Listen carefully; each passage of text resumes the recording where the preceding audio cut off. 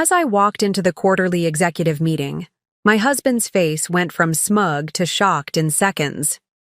5 years ago, he left me for his assistant, saying I'd never understand the business world. Today, as the new owner of Meridian Enterprises, I was about to announce his termination, and the secretary who handed me the documents was his girlfriend who had replaced me in his life. Before we jump back in, tell us where you're tuning in from, and if this story touches you, make sure you're subscribed, because tomorrow I've saved something extra special for you. The executive boardroom of Meridian Enterprises gleamed under soft recessed lighting, the polished mahogany, table reflecting the faces of 16 anxious executives.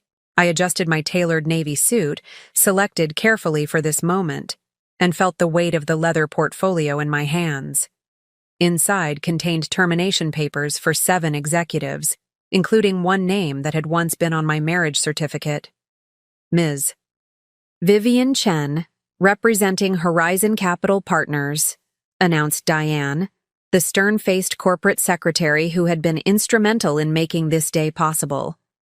The room fell silent. Most had expected another faceless investor to address them, not me. I could feel the collective shift in energy as I moved toward the head of the table, the position my ex-husband Alexander Reed had occupied for the past 8 years. Alexander sat halfway down the table, his signature platinum cufflinks catching the light as he leaned forward. His expression morphed from mild curiosity to recognition, then to barely concealed panic. Beside him, Natalie Barnes, once his executive assistant, now his fiancée, looked between us in confusion, still not comprehending the situation. "Thank you all for gathering today," I began, my voice steady and clear, a voice I had practiced for months in anticipation of this moment. As of 9 a.m. this morning, Horizon Capital Partners has completed its acquisition of Meridian Enterprises. The tension was palpable. These executives had been expecting a standard post-acquisition platitude session, promises of minimal disruption, the usual corporate reassurances. What they didn't know was that Horizon Capital Partners was my company, created from nothing. In the 5 years since Alexander had left our marriage and pushed me out of the company we had built together. "Some of you may remember me," I continued, allowing my gaze to sweep the room before settling on Alexander. "For those who don't, I co-founded Meridian with Alexander Reed 12 years ago." Alexander's knuckles whitened around his Mont Blanc pen. The memory of his words echoed between us across the polished table. "You're a liability to this company, Vivian. You always have been. The business world isn't for everyone." I opened my portfolio, the familiar action grounding me in the eye, present. Meridian has drifted from its founding principles over the past 5 years. Quarterly reports show declining innovation, employee satisfaction at an all-time low, and customer retention dropping by 23% annually. Several executives shifted uncomfortably, eyes darting to Alexander, whose face had taken on a reddish hue. He had built his leadership on creating the appearance of success while the foundation crumbled, a strategy I had warned him about years ago. "Immediate restructuring is necessary," I said, nodding to Diane, who began distributing sealed envelopes. 7 leadership positions are being eliminated effective immediately. The room erupted in murmurs as executives reached for the envelopes. With trembling hands, some would find standard meeting agendas, 7 would find termination agreements. Alexander didn't move to touch his envelope, already understanding its contents. Natalie reached for hers with manicured fingers, the 4-carat diamond on her left hand, so similar to the one Alexander had once given me, catching the light. "This is absurd," Alexander finally spoke, his voice tight with controlled rage. "You can't just walk in here and—" "The board unanimously approved the acquisition and restructuring plan this morning," I interrupted smoothly. "Your performance reviews and financial discrepancies over the past 3 years provided all the evidence needed. 5 years ago, I couldn't have imagined being in this position. The night Alexander told me he was leaving, both our marriage And my position at Meridian? I had collapsed on our bedroom floor, sobbing as he methodically packed his clothes into a suitcase. "You've always been too emotional for business, Viv," he had said, not even looking at me as he selected which ties to take. "Natalie understands what it takes to succeed in this world. You never will." That night had broken me, but as I stood, now at the head of the boardroom table, I recognized it had also rebuilt me into someone stronger, more strategic, and far more dangerous than the woman Alexander had dismissed. That night had broken me. But as I stood now at the head of the boardroom table, I recognized it had also rebuilt me into someone stronger, more strategic, and far more dangerous than the woman Alexander had dismissed. "Those affected will be escorted to collect personal belongings," I continued, gesturing toward the door where security personnel now stood. "Severance details are outlined in your packets, contingent upon the standard non-disclosure agreements." Alexander pushed back, his chair abruptly, standing to his full height. "This is personal, not business," he hissed, loud enough for nearby executives to hear. "You've orchestrated this whole thing for revenge."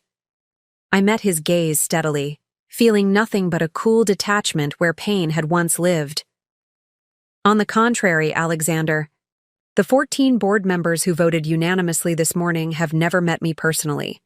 They voted based on performance data and my proposed recovery strategy." I allowed a small smile. "Though I won't deny this particular aspect of the restructuring brings additional satisfaction." Natalie had finally opened her envelope, her face draining of color as she read its contents. Unlike Alexander, she hadn't been terminated, a deliberate choice on my part. Her skills had never been the issue, only her ethics. "Ms. Barnes will be reassigned to the Denver office, effective next week," I announced, watching as she processed this information. The Denver office was struggling but salvageable, and 1,500 miles away from headquarters. The memory of discovering their affair surfaced briefly, walking into Alexander's office after hours to surprise him with dinner, only to find him with Natalie on the desk I had helped select when we founded the company. The humiliation had been excruciating, compounded when he called me the next day to discuss the situation and informed me my services were no longer required at Meridian. "You're a brilliant woman, Viv," he had said with practiced sympathy. "But business requires a certain ruthlessness you've never had." As security approached Alexander, whose face now fluctuated between rage and disbelief, I felt a strange sense of calm. The ruthlessness he claimed I lacked had been cultivated in the barren aftermath he had created. "This meeting will reconvene at 3 o'clock, I said to the remaining executives, many of whom were studiously avoiding eye contact with either me or Alexander. "We'll discuss the transition plan and new direction for Meridian. Those remaining should consider this an opportunity to realign with the company's original vision." Alexander was being escorted toward the door, his normally confident stride faltering. He paused as he passed me. "You won't be able to run this company," he said, quietly, a final attempt to shake my confidence. "You'll destroy everything I've built." I leaned closer, my voice for his ears only. "I'm not going to run your company, Alexander. I'm going to rebuild mine." As the door closed behind him, I took the seat at the head of the table. Not Alexander's seat, but the one that had always been intended for a visionary leader. The remaining executives watched me with a mixture of fear, curiosity, and dawning respect. The journey that had led me from sobbing on my bedroom floor to commandeering this boardroom had been anything but easy. After Alexander had pushed me out of Meridian, I'd found myself starting over at 40, with a broken heart and a shattered professional identity. But that morning in the boardroom was just the beginning. Alexander didn't yet know what awaited him outside. Reporters tipped off about financial irregularities at Meridian, his carefully cultivated industry reputation already unraveling as the business press caught wind of the dramatic leadership change. Preparing and narrating this story took us a lot of time, so if you are enjoying it, subscribe to our channel. It means a lot to us. Now back to the story. The Reed Chen residence sat perched on a hillside overlooking the Seattle skyline, its contemporary glass and stone facade a testament to the success of Meridian Enterprises. The house had been featured in Architectural Digest just months earlier. Tech industry power couple creates modern marvel. A glossy 12-page spread showcasing the custom features Vivian and Alexander had meticulously selected together. The night that Alexander ended their marriage, rain pelted against the floor-to-ceiling windows of their master bedroom, the Seattle skyline blurred behind sheets of water. The weather seemed determined to match Vivian's internal landscape, turbulent, obscured, drowning. "I don't understand," Vivian had repeated, watching Alexander methodically pack his belongings into a monogrammed leather suitcase, a 5th anniversary gift she had given him. "We were just discussing the Thompson acquisition yesterday. We were planning that trip to Kyoto next month." Alexander barely looked up as he folded his dress shirts with practiced precision. "I've been meaning to have this conversation for months, Viv. There's never a good time." The bedroom that had once felt like a sanctuary now seemed cavernous and cold. Minimalist furniture that had appeared elegant in daylight now felt sterile under the recessed lighting.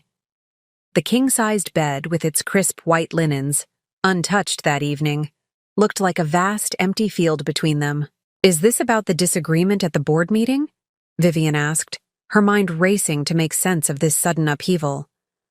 "I know we have different approaches to the expansion, but we've always worked through strategic differences." Alexander sighed, the sound heavy with practiced patience. He finally turned to face her, his expression a careful mask of regret that didn't quite reach his eyes. "This isn't about any single disagreement, Vivian. It's about fundamental incompatibility. Both, personally and professionally." He closed the suitcase with a definitive click. "I need a partner who understands what it takes to succeed at this level. Someone who can make the tough calls without getting emotional." The carefully controlled words landed like precise incisions. This wasn't an impulsive decision. This was a planned extraction, surgical and cold. "You're talking about Natalie," Vivian said, the realization crystallizing with nauseating clarity. The lingering meetings, the changed passwords, the subtle exclusions from key discussions over the past months, all suddenly making a terrible kind of sense. Alexander didn't deny it. "Natalie understands my vision for Meridian. She supports my decisions instead of constantly challenging them." "That's my job as your co-founder and your wife," Vivian countered, her voice rising despite her efforts to maintain composure. "To challenge you when you're making decisions that could harm the company. The aggressive acquisition strategy you're pushing, it's creating unsustainable debt. You know I'm right about this." A flash of irritation crossed Alexander's face, breaking through his composed facade. "This is exactly what I'm talking about. You're too cautious, too concerned with employee satisfaction and sustainability metrics when we need to be focused on growth at all costs." He picked up his suitcase, glancing around the room one final time. "I've already spoken with the board. We've agreed it's best if you step back from day-to-day operations at Meridian." The room seemed to tilt around Vivian. "You've spoken with the board? Without me? I'm the co-founder." "With a minority stake after the last funding round, Alexander. Kurt, a decision you were against, if you recall. A decision that gave us the capital to become what we are today." He reached for the door handle.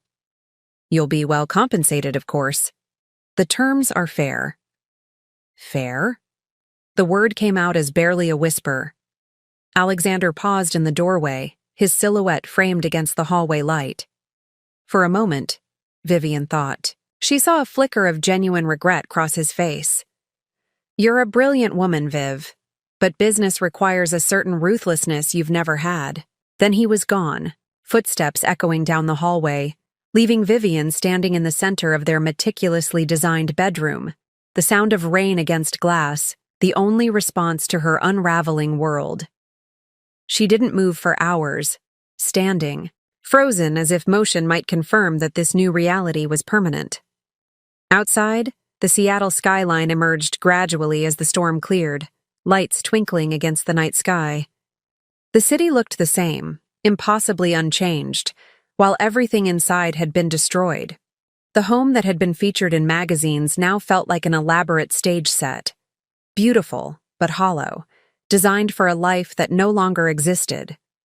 Every carefully selected piece of furniture, every thoughtfully chosen artwork suddenly seemed to belong to different people, characters in a story that had unexpectedly ended. The walk-in closet Alexander had just emptied had been designed with dual sides, his and hers, with a center island of drawers they shared. Now his absence created a physical void that echoed the emotional one tearing through her chest. His cologne lingered in the air, the scent both comforting and nauseating in its familiarity. The night stretched endlessly as Vivian finally moved from standing to sitting on the edge of the bed, her body folding in on itself as the magnitude of the loss engulfed her. Not just her marriage, but her company, her professional identity and life's work, all excised in one clinical conversation. By morning, when the first rays of sunlight broke through the automated blinds, programmed by Alexander to rise at precisely 6:15 a.m., Vivian had not slept. Her eyes, swollen from crying, looked out at the city spread below. A city where somewhere Alexander and Natalie were beginning their new life amid the ruins of hers. The house, designed to showcase their success, now felt like a mausoleum for her dreams. Every corner held memories of plans made, celebrations shared, a future mapped out in confident detail. The kitchen where they'd hosted dinner parties for investors. The dining room where they'd signed their first major client contract, too excited to wait until they reached the office. The terrace where they'd toasted each funding round, each milestone. Vivian moved through these spaces like a ghost, touching surfaces, remembering. The pain was physical, a constrictive pressure in her chest, a hollowness in her stomach, a persistent trembling in her hands that wouldn't subside no matter how tightly she clasped them. When her phone rang at precisely 9 a.m., Alexander's name appearing on the screen, Vivian almost didn't answer. But some remaining professional instinct, some deeply ingrained sense of responsibility to the company they'd built, compelled her to accept the call. "I'm glad you picked up," Alexander said, his voice brisk, already shifted into full business mode. "I've scheduled a meeting with HR at 11 noon to discuss your transition package. It would be best if you came to the office one last time to sign the paperwork." Vivian listened, her free hand gripping the kitchen counter so hard her knuckles whitened. Through the phone, she could hear the familiar sounds of Meridian's headquarters, gentle. Conversation, the espresso machine in the break room, phones ringing, life continuing as normal in the company she had helped create. "Vivian? Are you there?" Alexander's impatience leaked through. "Yes," she managed, the single word an accomplishment against the tightness in her throat. "Good. 11 a.m. then. Natalie, we'll send you the details of what to bring. We'll need your company laptop and access cards." The casual mention of Natalie, now apparently handling the logistics of Vivian's professional execution, sent a fresh wave of nausea through her. The woman who had replaced her in Alexander's bed was now facilitating her removal from the company she had co-founded. "I'll be there," Vivian said, surprising herself with the steadiness in her voice. After hanging up, she moved to the master bathroom, a sanctuary of marble and glass she had designed herself. The woman in the mirror was unrecognizable, pale, hollow-eyed, diminished.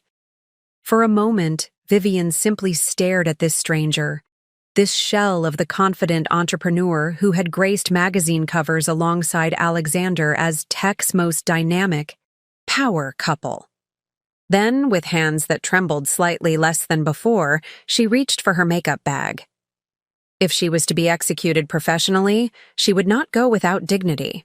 She would face Alexander, Natalie, and the HR team as Vivian Chen, co-founder of Meridian Enterprises, not as the shattered woman who had stood immobile in her bedroom all night. Layer by layer, she rebuilt her exterior. Foundation, concealer, subtle contour, a sweep of blush to bring life back to her pallor. The familiar ritual was anchoring, each product a small step toward reclaiming some semblance of control. By the time she selected a crisp white shirt and charcoal pencil skirt from her closet, something had shifted imperceptibly within her. The pain remained, raw and overwhelming, but alongside it, something else had begun to take root. Not hope, not yet, but perhaps its prerequisite, a determination to survive this moment, and the next, and the one after that. The house, with its soaring ceilings and perfect views, had been designed to impress, to announce to the world that Vivian Chen and Alexander Reed had arrived. Now, as Vivian gathered her car keys and professional portfolio, she recognized it for what it truly was, a beautiful, empty shell that had never been a home. As she stepped through the front door toward her waiting car, Vivian didn't know yet what would rise from the ashes of this devastation. She couldn't imagine that 5 years later she would stand at the head of a boardroom table, watching Alexander's face contort with shock as she reclaimed what he had taken. She knew only that she had to survive this day, and she would, with her head held high and her wounds carefully concealed behind a mask of professional composure. The Seattle skyline gleamed in the morning sunlight as she drove toward Meridian headquarters one last time, unaware that this ending was actually the first step in a remarkable beginning. The Meridian Enterprises headquarters occupied the top 8 floors of a gleaming downtown Seattle skyscraper. Vivian remembered every detail of its construction, the heated debates over the floor plan design, the careful selection of the building location, even the custom-made reception desk that greeted visitors with its sleek curves of sustainable bamboo. As Vivian stepped off the elevator at precisely 10:45 that morning, she felt like a ghost in her own creation. Employees glanced up as she passed, their expressions shifting quickly from recognition to discomfort before they looked away. News traveled fast in corporate environments, and it was clear from their averted eyes that everyone already knew. "Good morning, Ms. Chen," said Michael, the security guard who had worked at Meridian since its early days. His usual warm smile was replaced with a look of awkward sympathy. "It's good to see you." Vivian nodded, unable to trust her voice. She had known these halls would feel different today, but she hadn't anticipated the acute sense of alienation, of suddenly being an outsider in the very space she had helped design. The receptionist, a recent hire who Vivian didn't recognize, looked up with a professionally neutral expression. "Ms. Chen, Human Resources is expecting you. 5th floor, conference room C. Not the executive floor, not Alexander's office or the main boardroom. Conference room C, the small windowless space typically used for entry-level interviews and vendor meetings." The message was clear. This was to be as quick and clinical as possible. "Thank you," Vivian replied, her voice steadier than she felt. The elevator ride to the 5th floor felt interminable. 2 junior developers joined her, their animated conversation about code dropping into uncomfortable silence when they recognized, Vivian kept her eyes fixed on the changing floor numbers, her reflection in the polished elevator doors showing a woman composed and professional, the careful mask betraying none of the turmoil beneath. Conference room C was exactly as she remembered, utilitarian and bland, with motivational posters that had been selected by a consultant years ago. Waiting inside were Stephanie Winters from Human Resources, a man Vivian didn't recognize who was clearly an attorney, and Natalie Barnes. Natalie sat with perfect posture in a dress Vivian recognized from the company's last holiday party. The irony wasn't lost on her. While Vivian had been home hosting executives and their spouses, Natalie had already been more than Alexander's assistant. "Vivian, thank you for coming in," Stephanie began, her professional tone barely concealing her discomfort. "This is Marcus Bennett from Legal." Vivian took the seat across from them, placing her portfolio carefully on the table. "Where's Alexander?" Mr. Reed thought it would be best if he wasn't present for this discussion. Natalie answered smoothly. He wanted to ensure the transition was handled with appropriate sensitivity. The audacity of his absence, of sending his mistress instead, struck Vivian with such force that she nearly laughed. This, then, was the final indignity, being processed out of her own company by the woman who had replaced her, while Alexander couldn't even face her. "I see," Vivian said, the two simple words containing volumes. Marcus Bennett cleared his throat, sliding a thick document across the table. "We've prepared a comprehensive severance package that I believe you'll find quite generous." Vivian didn't reach for it immediately. "Before we begin, I'd like to understand exactly what the board has been told about my departure." Stephanie and Marcus exchanged glances. Natalie's expression remained perfectly controlled. "The official communication states that you're stepping back to pursue other interests," Stephanie offered. "Alexander was quite insistent that your contribution to Meridian be acknowledged appropriately." "How thoughtful of him," Vivian said, unable to keep the edge from her voice. She finally reached for the document, opening it to scan the first page. The language was dense with legal terminology, but the essence was clear. In exchange for her shares being bought at a predetermined rate and a substantial severance package, she would relinquish all claims to Meridian Enterprises and sign a comprehensive non-compete agreement. The non-compete covers all technology and software development in our market for a period of 3 years, Marcus explained, pointing to the relevant section.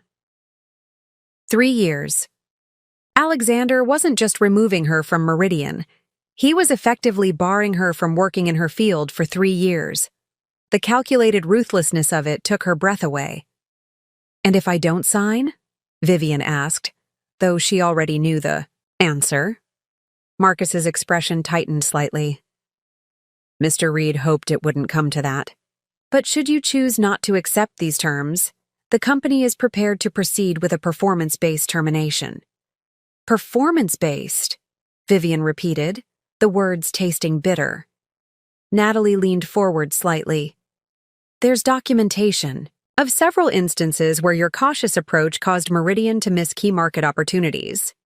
The board has reviewed these cases and supports the assessment." Of course they had. Alexander had been systematically building his case, likely for months.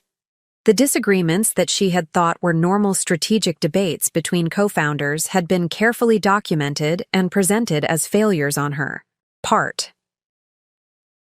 Vivian looked at Natalie directly for the first time, taking in the woman who had been her husband's executive assistant for the past 2 years. She was younger, certainly, but it wasn't just youth that Alexander had chosen. It was compliance. Where Vivian challenged, Natalie supported. Where Vivian urged caution, Natalie encouraged risk. She was everything Vivian wasn't, and at this moment, that included being on the winning side of this corporate coup. "I'd like a moment to review the documents in private," Vivian said, her voice remarkably steady. "Of course," Stephanie replied, looking relieved at the prospect of a brief escape from the tension. "We'll be just outside when you're ready." As the door closed behind them, Vivian finally allowed her carefully maintained expression to crumble. The conference room that had felt small before now seemed to be closing in around her. She had helped build Meridian from an idea to a company valued at over $300 million, and now she was being erased. Efficiently, legally, completely. She flipped through the agreement, skimming the sections detailing what she would receive and what she would give up. The financial terms were indeed generous, as Marcus had said. Alexander was buying her silence and her absence at a premium price. A knock at the door startled her. Instead of Stephanie or the others, it was Lisa Kwan, Meridian's VP of Product Development, and one of the few executives Vivian had personally hired years ago. "I heard you were here," Lisa said, closing the door quickly behind her. "I don't have much time." "They've got me in the box signing my execution papers," Vivian said, attempting a smile that didn't reach her eyes. Lisa didn't return it. "Listen, to me, don't sign anything yet. Alexander's been planning this for months. He's been systematically discrediting your contributions in board meetings, revising project histories to minimize your role. I suspected as much, Vivian replied, a cold clarity beginning to replace the emotional fog she'd been in since last night. It's worse than you think, Lisa continued, her voice barely above a whisper. He's moving Meridian in a completely new direction, massive leveraging for rapid acquisition of competitors. The conservative approach you've advocated? He's doing the exact opposite. He's gambling everything on aggressive expansion. Vivian felt a flicker of vindication. She'd been warning about the dangers of over-leveraging for months, concerns Alexander had dismissed as overly cautious. Why are you telling me this? Vivian asked. Lisa glanced nervously at the door. Because it's wrong, what he's doing. Not just to you personally, but to the company. And because, she hesitated, because I'm leaving too. I gave my notice this morning. Several of us are. The realization that she wasn't alone in her concerns about Alexander's leadership provided an unexpected spark of strength. If others could see it too, if Lisa, one of their most valuable executives, was walking away, perhaps Vivian's judgment hadn't been as clouded by emotion as Alexander had claimed.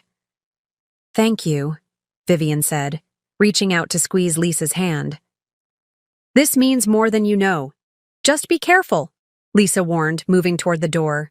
Alexander's not the man we thought he was. And Natalie, she shook her head. She's ambitious, very ambitious. As Lisa slipped out, Vivian returned her attention to the agreement before her. The parameters of her challenge were now crystal clear. Alexander had orchestrated not just the end of their marriage, but the systematic dismantling of her professional reputation. He had rewritten their shared history to position himself as the visionary and Vivian as the liability. And he had selected in Natalie someone who would reinforce rather than challenge his worst instincts. The pain of betrayal remained, a physical ache beneath her ribs. But alongside it, something else was taking shape. A cold, clear determination. Alexander believed he had won. He believed she would sign these papers, take the money, and disappear into obscurity while he drove their company toward his vision of success. What he didn't understand, what he had always underestimated, was exactly what Vivian was capable of when pushed to her limits. When Stephanie, Marcus, and Natalie returned to the conference room, they found Vivian sitting calmly, the agreement closed before her. Have you had sufficient time to review the terms? Marcus asked, retaking his seat. Yes, Vivian replied. And I have a counter-proposal. The surprise on their faces would have been amusing under different circumstances.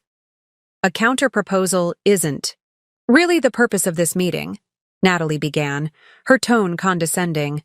Nevertheless, I have one, Vivian continued, her voice gaining strength with each word. I'll sign the agreement as written, with one modification to the non-compete clause. Marcus frowned. The non-compete is a standard. I want it reduced. To 1 year instead of 3, Vivian interrupted. 1 year, and I walk away quietly. Mr. Reed was very specific about the 3-year term, Natalie said, her expression hardening. Vivian looked directly at her, seeing for the first time not just her replacement but her opponent. Then Mr. Reed can tell me that himself. I won't negotiate my future with his proxy. The tension in the room shifted palpably. This wasn't proceeding according to the script Alexander had prepared. I'll need to consult with Mr. Reed, Marcus said, gathering his papers. You do that? Vivian replied. I'll wait. As they filed out, leaving her alone again, Vivian felt a strange sense of calm settling over her. This small act of resistance, this refusal to simply comply with Alexander's terms, was the first step toward reclaiming her agency. She didn't yet know how she would rebuild from these ashes. She couldn't imagine that in 5 years she would stand at the head of Meridian's boardroom table, watching Alexander's face contort with shock as she announced his termination. She had no way of knowing that this crushing defeat would eventually lead to her greatest triumph. But in this moment, in this sterile conference room where Alexander had intended to finalize her corporate execution, Vivian Chen made a silent promise to herself. This was not the end of her story. It was merely the beginning of a new chapter, one that Alexander Reed would come to regret provoking with every fiber of his being. 45 minutes later, the door to conference room C opened again. Alexander Reed entered alone, his presence immediately filling the small space with a tension that hadn't existed before. He wore the gray Tom Ford suit Vivian had given him for his last birthday, the irony of which wasn't lost on her. "I understand we have a problem with the terms," he said without preamble, taking the seat across from her. Gone was any pretense of the man she had married. This was Alexander Reed, CEO of Meridian Enterprises, handling a business complication. "Not a problem," Vivian replied calmly. "A counteroffer." Alexander studied her, perhaps surprised by her composure. He had likely expected tears, emotional pleas, the overreaction he had always accused her of during their disagreements. "The 3-year non-compete is non-negotiable," he said finally. "The board is adamant about protecting Meridian's interests." "The board," Vivian repeated. "Or you, Alexander?" Something flickered across his face, irritation, perhaps, at being challenged. "In this case, our interests align perfectly. You know too much about our strategy, our clients, our intellectual property. 3 years gives us adequate protection. It also ensures I can't work in my field until I'm practically obsolete in the tech world," Vivian observed. "Quite convenient. For you." Alexander leaned back, his expression hardening. "This isn't personal, Vivian. It's business." The words hung in the air between them, so patently false that Vivian almost laughed. Nothing could be more personal than this. The man who had shared her bed, her dreams, her company, now clinically excising her from all three.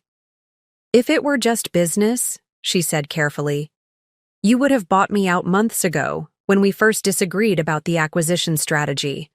Instead, you built a case against me, documented our strategic disagreements as my failures, and presented them to the board only after you'd secured their loyalty." Alexander's jaw tightened almost imperceptibly. "You're making this more difficult than it needs to be." "Am I?" Vivian leaned forward. "Tell me something, Alexander. When did it start with Natalie? Before or after you decided I was a liability to Meridian?" "That's irrelevant to these proceedings," he replied coldly. "Indulge me.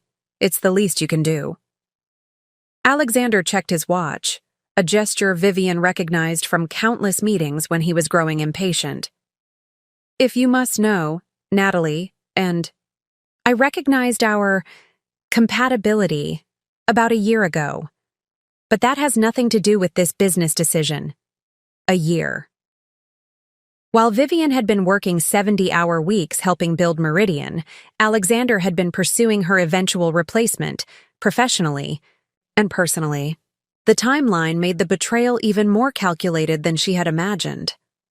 "I see," she said, her voice steady, despite the fresh wave of pain his admission triggered. "Well, since we're being so honest with each other, let me be clear about something. I built this company alongside you. Every client we signed, every product we developed, every dollar of funding we secured, I was there. You don't get to rewrite that history just because it's inconvenient for your new narrative." Alexander's expression remained impassive, but Vivian could see the subtle signs of his growing frustration.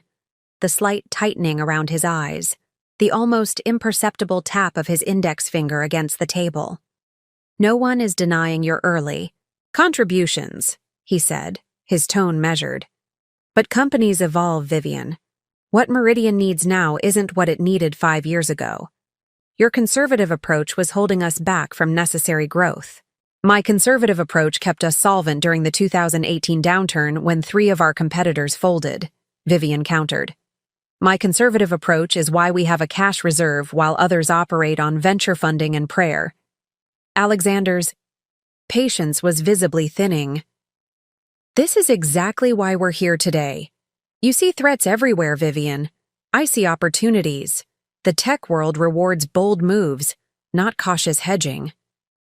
The tech world is littered with the corpses of companies that made bold moves on borrowed money, Vivian replied. She reached for the agreement, flipping to the non-compete section. 1 year, that's my offer. 1 year, and I sign everything else as is. Alexander studied her for a long moment, calculation evident in his gaze. 2 years. Final offer. Vivian considered.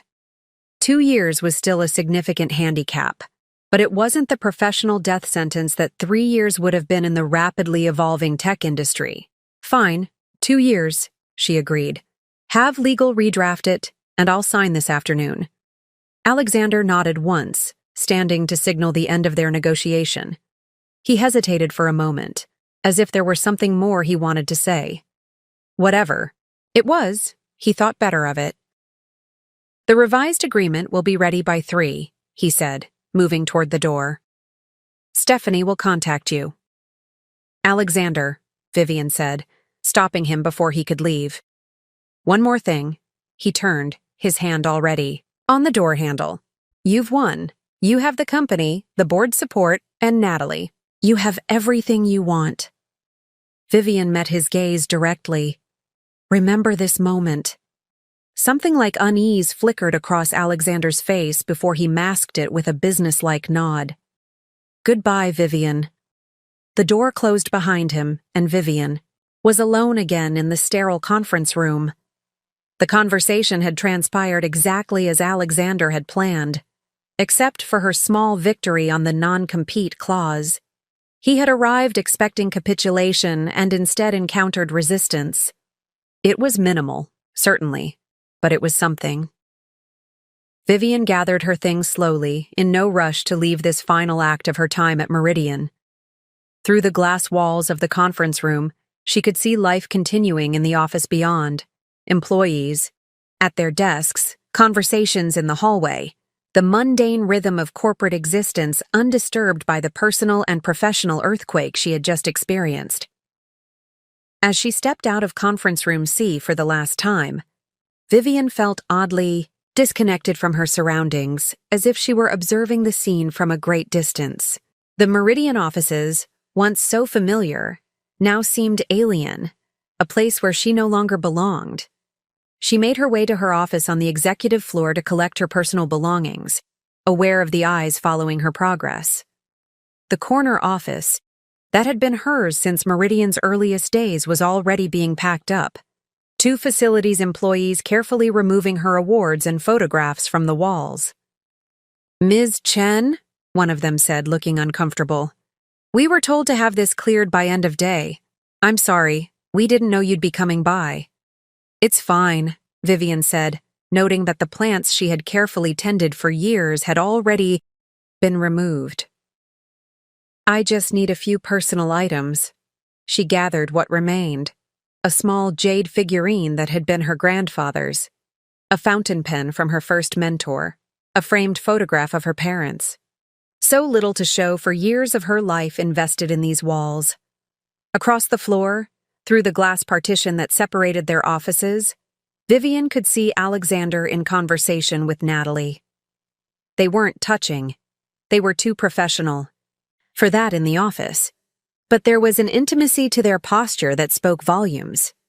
They were already planning, already moving forward into the future they had constructed on the ruins of her past.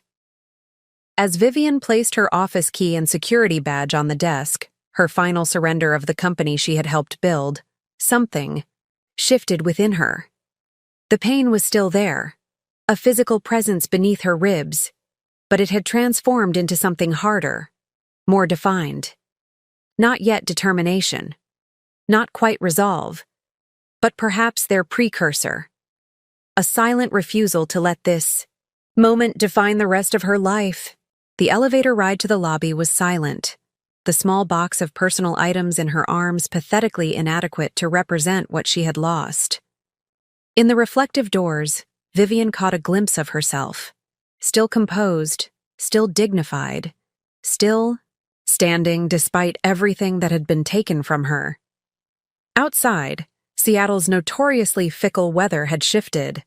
The morning's clear skies replaced by gathering storm clouds that matched her internal landscape. As Vivian placed her box in the passenger seat of her car, the first heavy drops of rain began to fall, quickly becoming a downpour that obscured the Meridian building behind sheets of water. She sat motionless behind the wheel, watching as employees hurried in and out of the building's revolving doors, umbrellas unfurling against the deluge. Somewhere in that building, Alexander and Natalie were continuing their day, perhaps already discussing who would take over Vivian's responsibilities, how they would distribute her projects. The thought should have devastated her anew, but instead, something unexpected happened. As rain pounded against the car roof, creating a cocoon of white noise around her, Vivian felt a moment of perfect clarity break through the emotional chaos of the past 24 hours. Alexander had taken her marriage. He had taken her company. He had taken her professional reputation. But he couldn't take her knowledge, her experience, her capabilities. Those remained firmly, irrevocably hers. The realization wasn't comfort exactly. The wounds were too fresh, too deep for anything approaching solace. But it was a foothold, a small, solid place to stand in the midst of the destruction. Vivian started the car, the familiar hum of the engine grounding her in the present moment. She had nowhere particular to go. The house she had shared with Alexander no longer felt like home, and her office was no longer hers. She was, for perhaps the first time in her adult life, completely untethered. The sensation was terrifying. It was also, she realized with surprise, oddly freeing. As she pulled away from Meridian Enterprises for what she believed was the last time, Vivian had no way of knowing what the next 5 years would bring.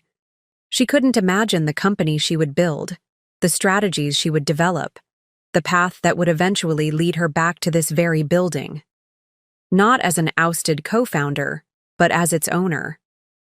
All she knew in that moment was that the story Alexander had written for her, the narrative of the cautious, emotional wife who couldn't keep pace with his vision, was not the story she would accept. If she had to start again from nothing, she would. If she had to reinvent herself entirely, she would do that too. The rain continued to fall as Vivian drove away from her past and toward an unwritten future. Behind the wheel of her car, in the privacy of this transitional space between what had been and what would be, Vivian Chen made a decision that would alter the course of her life and, though she didn't know it yet, Alexander's as well. She would not disappear. She would not fade into obscurity. She would not become the cautionary tale of the woman left behind by a visionary ex-husband. Instead, she would become something Alexander had never anticipated, never prepared for, a worthy opponent. The thought wasn't revenge, not exactly.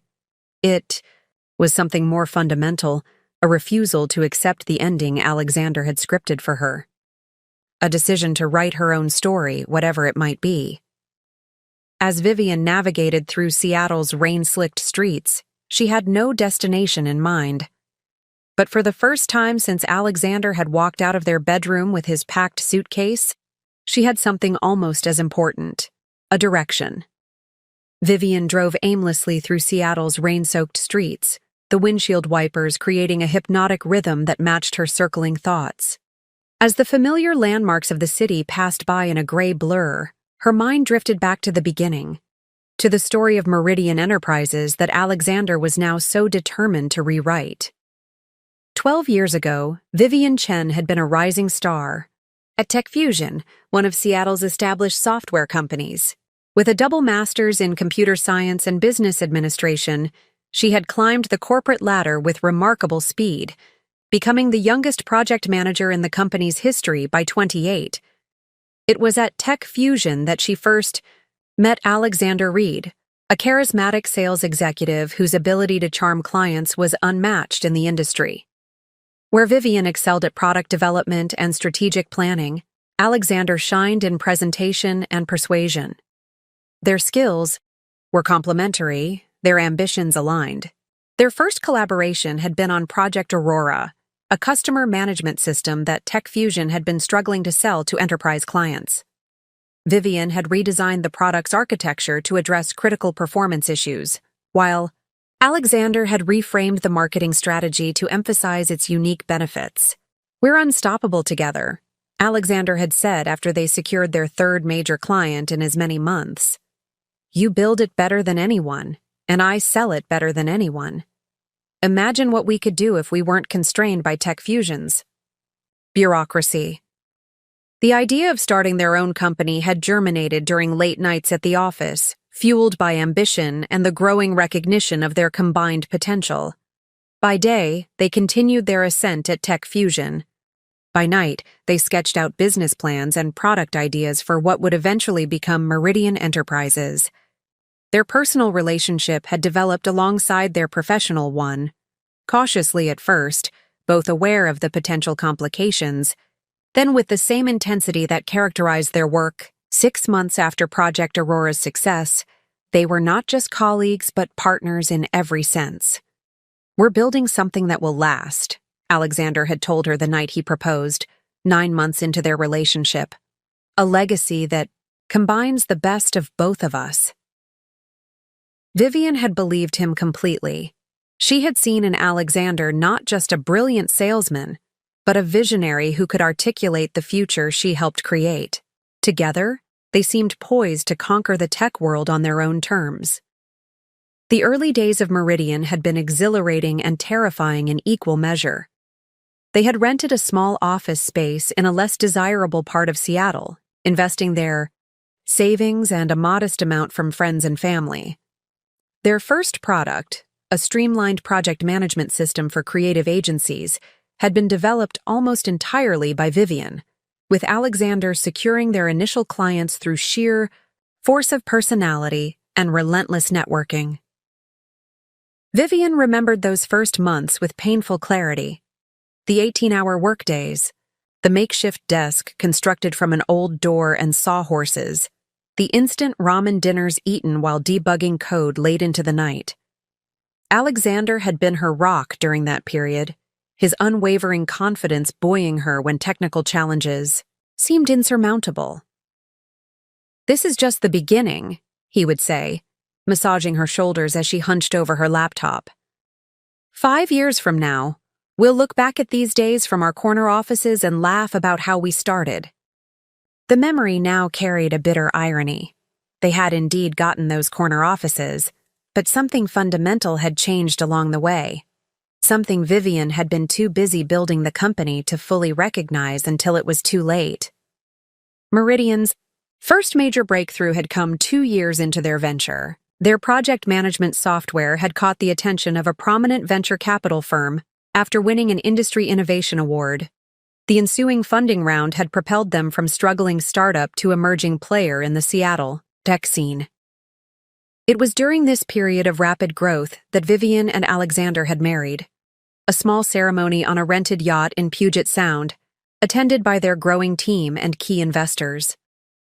The Seattle Times had featured them in a business profile titled "Power Couple Reshaping the Tech Landscape," accompanied by a photograph of them standing arm in arm against the Seattle skyline. "We complement each other perfectly," Alexander had told the interviewer. "Vivian is the brilliant mind behind our products, and I make sure the world knows about them. It's a partnership in the truest sense." Vivian stopped at a red light, the memory of those words bringing a fresh wave of pain. The partnership that Alexander had once celebrated had become, in his mind, a liability to be severed when it no longer served his ambitions. As Meridian continued to grow, their responsibilities had naturally divided along the lines of their strengths. Vivian overseeing product development and operations, Alexander handling sales, marketing, and investor relations. This division had seemed logical at the time, but looking back, Vivian could see how it had gradually created separate spheres of influence within the company. Alexander had become the public face of Meridian, the charismatic visionary who captivated investors and industry analysts. Vivian, meanwhile, had focused on building and maintaining the infrastructure that supported his promises, ensuring that the products delivered what Alexander claimed they could do.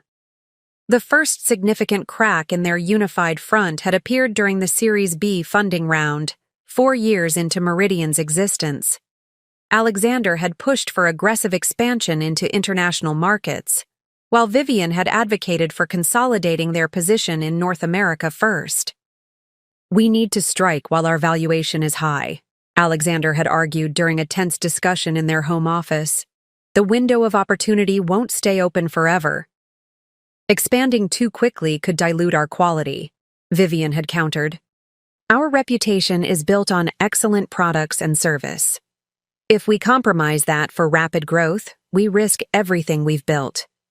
The debate had escalated into their first truly serious argument as both business partners and spouses. In the end, they had reached a compromise, a measured expansion into European markets while maintaining their focus on product excellence. At the time, Vivian had viewed the resolution as evidence of their partnership's strength. Now she wondered if Alexander had seen it differently, as the first instance of her standing in the way of his grander vision. The subsequent years had brought increasing success and recognition for Meridian. Their client list expanded to include Fortune 500 companies, their product suite grew more sophisticated, their headquarters moved to the downtown skyscraper that Vivian had just left for the last time. With success had come new pressures and greater divergence in their management styles. Alexander pushed continually for faster development cycles, more aggressive marketing claims, and rapid expansion into adjacent markets. Vivian maintained her focus on sustainable growth, employee retention, and product integrity. These philosophical differences had manifested in increasingly frequent disagreements during executive meetings, disagreements that Vivian now realized Alexander had been documenting and framing as her resistance to innovation rather than legitimate strategic concerns. The watershed moment had come approximately a year ago, around the same time that Alexander had apparently begun his relationship with Natalie. Meridian had been approached by their largest competitor, Vertex Solutions, with a potential merger offer. Alexander had been enthusiastic about the possibility, seeing it as a fast track to becoming the undisputed industry leader. Vivian had been more cautious, concerned about the competitor's debt load and questionable accounting practices. She had conducted a thorough analysis of Vertex's financials and discovered several red flags that suggested the company was overvalued and potentially hiding significant liabilities. This merger would be a mistake, she had told the executive team, presenting her findings in a detailed report. Vertex is using creative accounting to mask serious cash flow problems. If we merge with them, we inherit those problems and put everything we've built at risk. Alexander had been visibly frustrated by her opposition, especially in front of the executive team. "This is exactly why we're falling behind more innovative companies," he had said dismissively. "Analysis paralysis. Sometimes you have to take bold action based on vision, not just spreadsheets." The merger discussions had ultimately been tabled, a decision that Alexander had clearly resented. Looking back, Vivian could now see that this had likely been the moment when he had decided she needed to be removed from Meridian's leadership. It was also around this time that Natalie Barnes had been promoted from the general administrative pool to become Alexander's dedicated executive assistant, a decision Vivian had supported, impressed by the young woman's efficiency and apparent dedication to the company. The rain had eased to a gentle drizzle as Vivian found herself driving along the waterfront. To her right, the steel-gray waters of Puget Sound stretched toward the horizon. To her left, the city that had been the backdrop for her rise, fall, and, though she didn't know it yet, her eventual resurrection. 12 years of history with Alexander and Meridian played through her mind like a film being rewound and replayed with new context. Moments she had interpreted as standard business disagreements now appeared as deliberate stepping stones in Alexander's path to consolidate control. Decisions she had viewed as compromises were revealed as tactical retreats on his part, biding time until he could move forward unimpeded. The painful clarity of hindsight showed her not just Alexander's calculated dismantling of their partnership, but also her own blind spots, her assumption that their shared history and success would ultimately outweigh their strategic differences, her belief that their marriage vows would prevent him from seeing her as an obstacle to be removed rather than a partner to be valued. Most painfully, she recognized how she had allowed her identity to become so thoroughly intertwined with Meridian and with Alexander that his rejection of both their marriage and their business partnership had left her momentarily unable to envision a future for herself. As Vivian pulled into a parking space overlooking the water, she turned off the engine and sat in silence, watching ferries glide across the Sound against the backdrop of distant islands partially obscured by mist. 12 years of her life had been invested in building Meridian Enterprises. 12 years of early mornings, late nights, sacrificed weekends, and postponed personal goals, all dedicated to creating something she had believed was a shared vision. Alexander had taken that vision and claimed it as exclusively his own. He had rewritten their history, recasting himself as the sole visionary and Vivian as the cautious anchor dragging against his ambitions.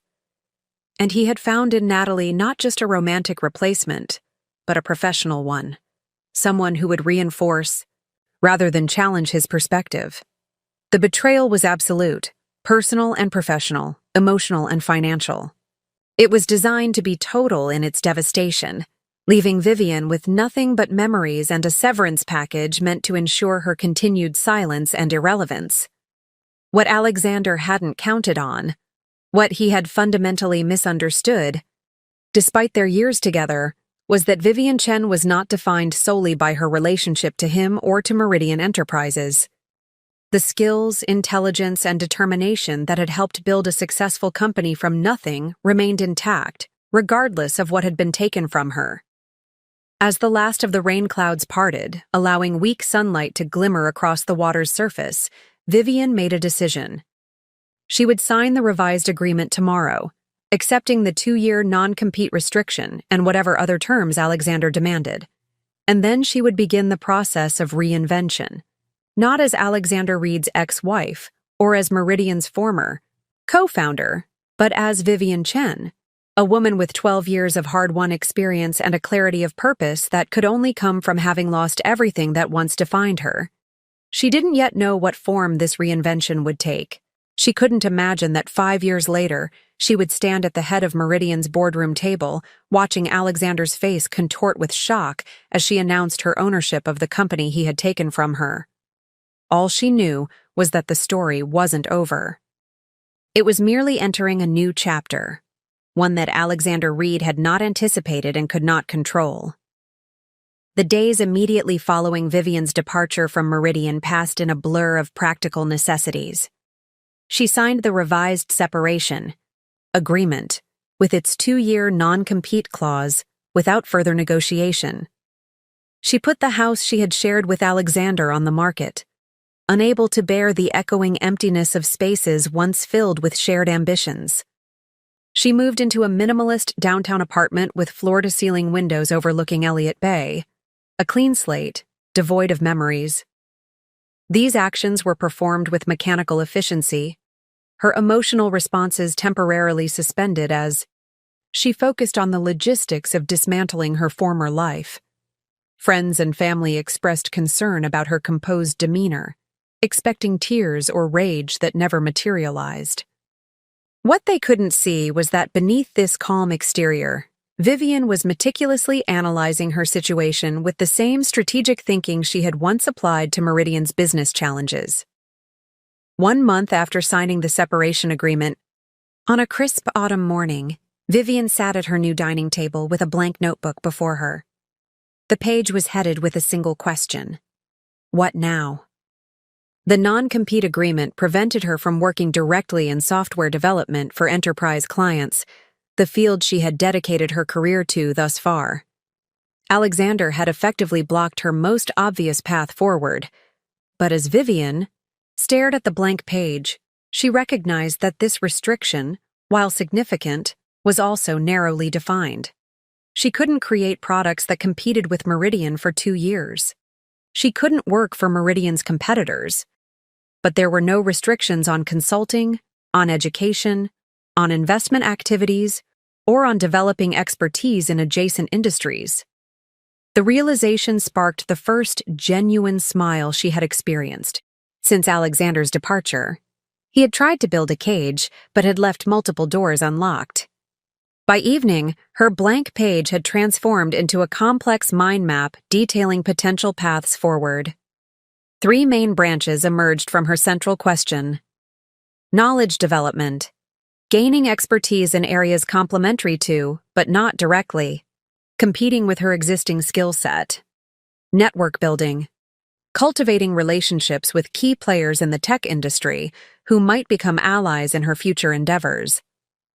Financial positioning, strategically investing her severance package to build resources for whatever came next. Over the following weeks, these 3 branches became Vivian's roadmap. She enrolled in an intensive financial analysis program at the University of Washington, focusing specifically on mergers and acquisitions in the tech sector. She joined 3 industry organizations focused on women in technology leadership, carefully selecting those that Alexander had always dismissed as unnecessary networking. Most significantly, she reached out to Lisa Kwan, who had left Meridian shortly after Vivian's departure. "I'm not asking you to betray any confidences," Vivian assured Lisa over coffee at a quiet cafe far from Meridian's offices. "I just want to understand what's happening in the industry from someone whose judgment I trust." Lisa studied Vivian carefully before responding. "Alexander is doing exactly what you warned against. Meridian has acquired 3 smaller competitors in the past 6 months, all financed through significant leveraging. The tech press is calling him visionary. The financial analysts are more skeptical." "And Natalie?" Vivian asked, surprising herself with how steady her voice remained when speaking her replacement's name. "Promoted to VP of Strategic Initiatives," Lisa replied. "She's smart, I'll give her that. But she's also completely aligned with Alexander's high-risk approach. There's no counterbalance anymore." This information became the foundation for Vivian's next moves. If Alexander was over-leveraging Meridian in an aggressive acquisition spree, he was creating vulnerability that might eventually be exploited. The thought wasn't yet a plan, merely an observation filed away for future reference. 6 months into her transformation journey, Vivian made her first public appearance at Seattle's annual Women in Tech Leadership Summit. She had been invited to participate in a panel discussion on resilience and reinvention in the industry, topics she now had intimate experience with. The moderator introduced her as Meridian Enterprises co-founder, a description that once would have pained her, but now felt like ancient history. When asked about her current projects, Vivian smiled with genuine enthusiasm. "I'm in a unique position of being able to step back and evaluate the industry from a new perspective," she explained. "After years of focusing exclusively on product development and operations, I'm now exploring the financial and strategic forces shaping technology's future. It's been illuminating." The response was measured, revealing nothing of her longer-term intentions while establishing her as someone evolving rather than diminished by recent changes. After the panel, Vivian found herself surrounded by women eager to connect. CEOs of smaller tech companies, venture capitalists specializing in women-led startups, financial analysts focused on the technology sector. One conversation proved particularly significant. Eleanor Blackwell, founding partner at Blackwell Venture Partners, handed Vivian her card with a directness that cut through the usual networking pleasantries. "When you decide what you're building next, call me," Eleanor said. "I've followed Your work for years. Alexander Reed may be the face people recognize, but industry insiders know who really built Meridian's backbone. Vivian accepted the card, tucking it carefully into her portfolio. I'm under a non-compete for another 18 months. Eleanor's smile was knowing. Non-competes restrict what you can build, not what you can learn, who you can meet, or how you can prepare. Time spent in strategic preparation is never wasted. That conversation marked a turning point in Vivian's journey. Until then, she had been focused primarily on recovery and rebuilding her individual skills. Eleanor's interest sparked something more ambitious. The first glimmer of a plan that extended beyond personal reinvention to something that might eventually intersect with Meridian's future. Over the next year, Vivian methodically expanded her knowledge and network. She completed 3 specialized financial courses focused on corporate valuation, leveraged buyouts, and distressed asset acquisition. She consulted for venture capital firms evaluating potential investments in the tech sector, providing technical expertise that helped them avoid costly missteps.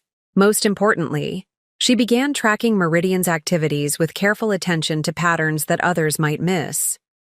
Each press release announcing a new acquisition was followed by Vivian's detailed analysis of the purchased company's technology, client base, and financial health. She built comprehensive models projecting Meridian's likely debt structure and cash flow requirements. She noted which executives remained from her era and which had been replaced by Alexander's loyalists. This wasn't obsession or vengeance. It was strategic intelligence gathering, performed with the detached precision that had always characterized Vivian's approach to business challenges. 18 months after leaving Meridian, Vivian registered a new entity, Horizon Capital Partners. The name was a subtle nod to her past, the horizon line visible from the Meridian offices she had helped design, but pointed firmly toward the future.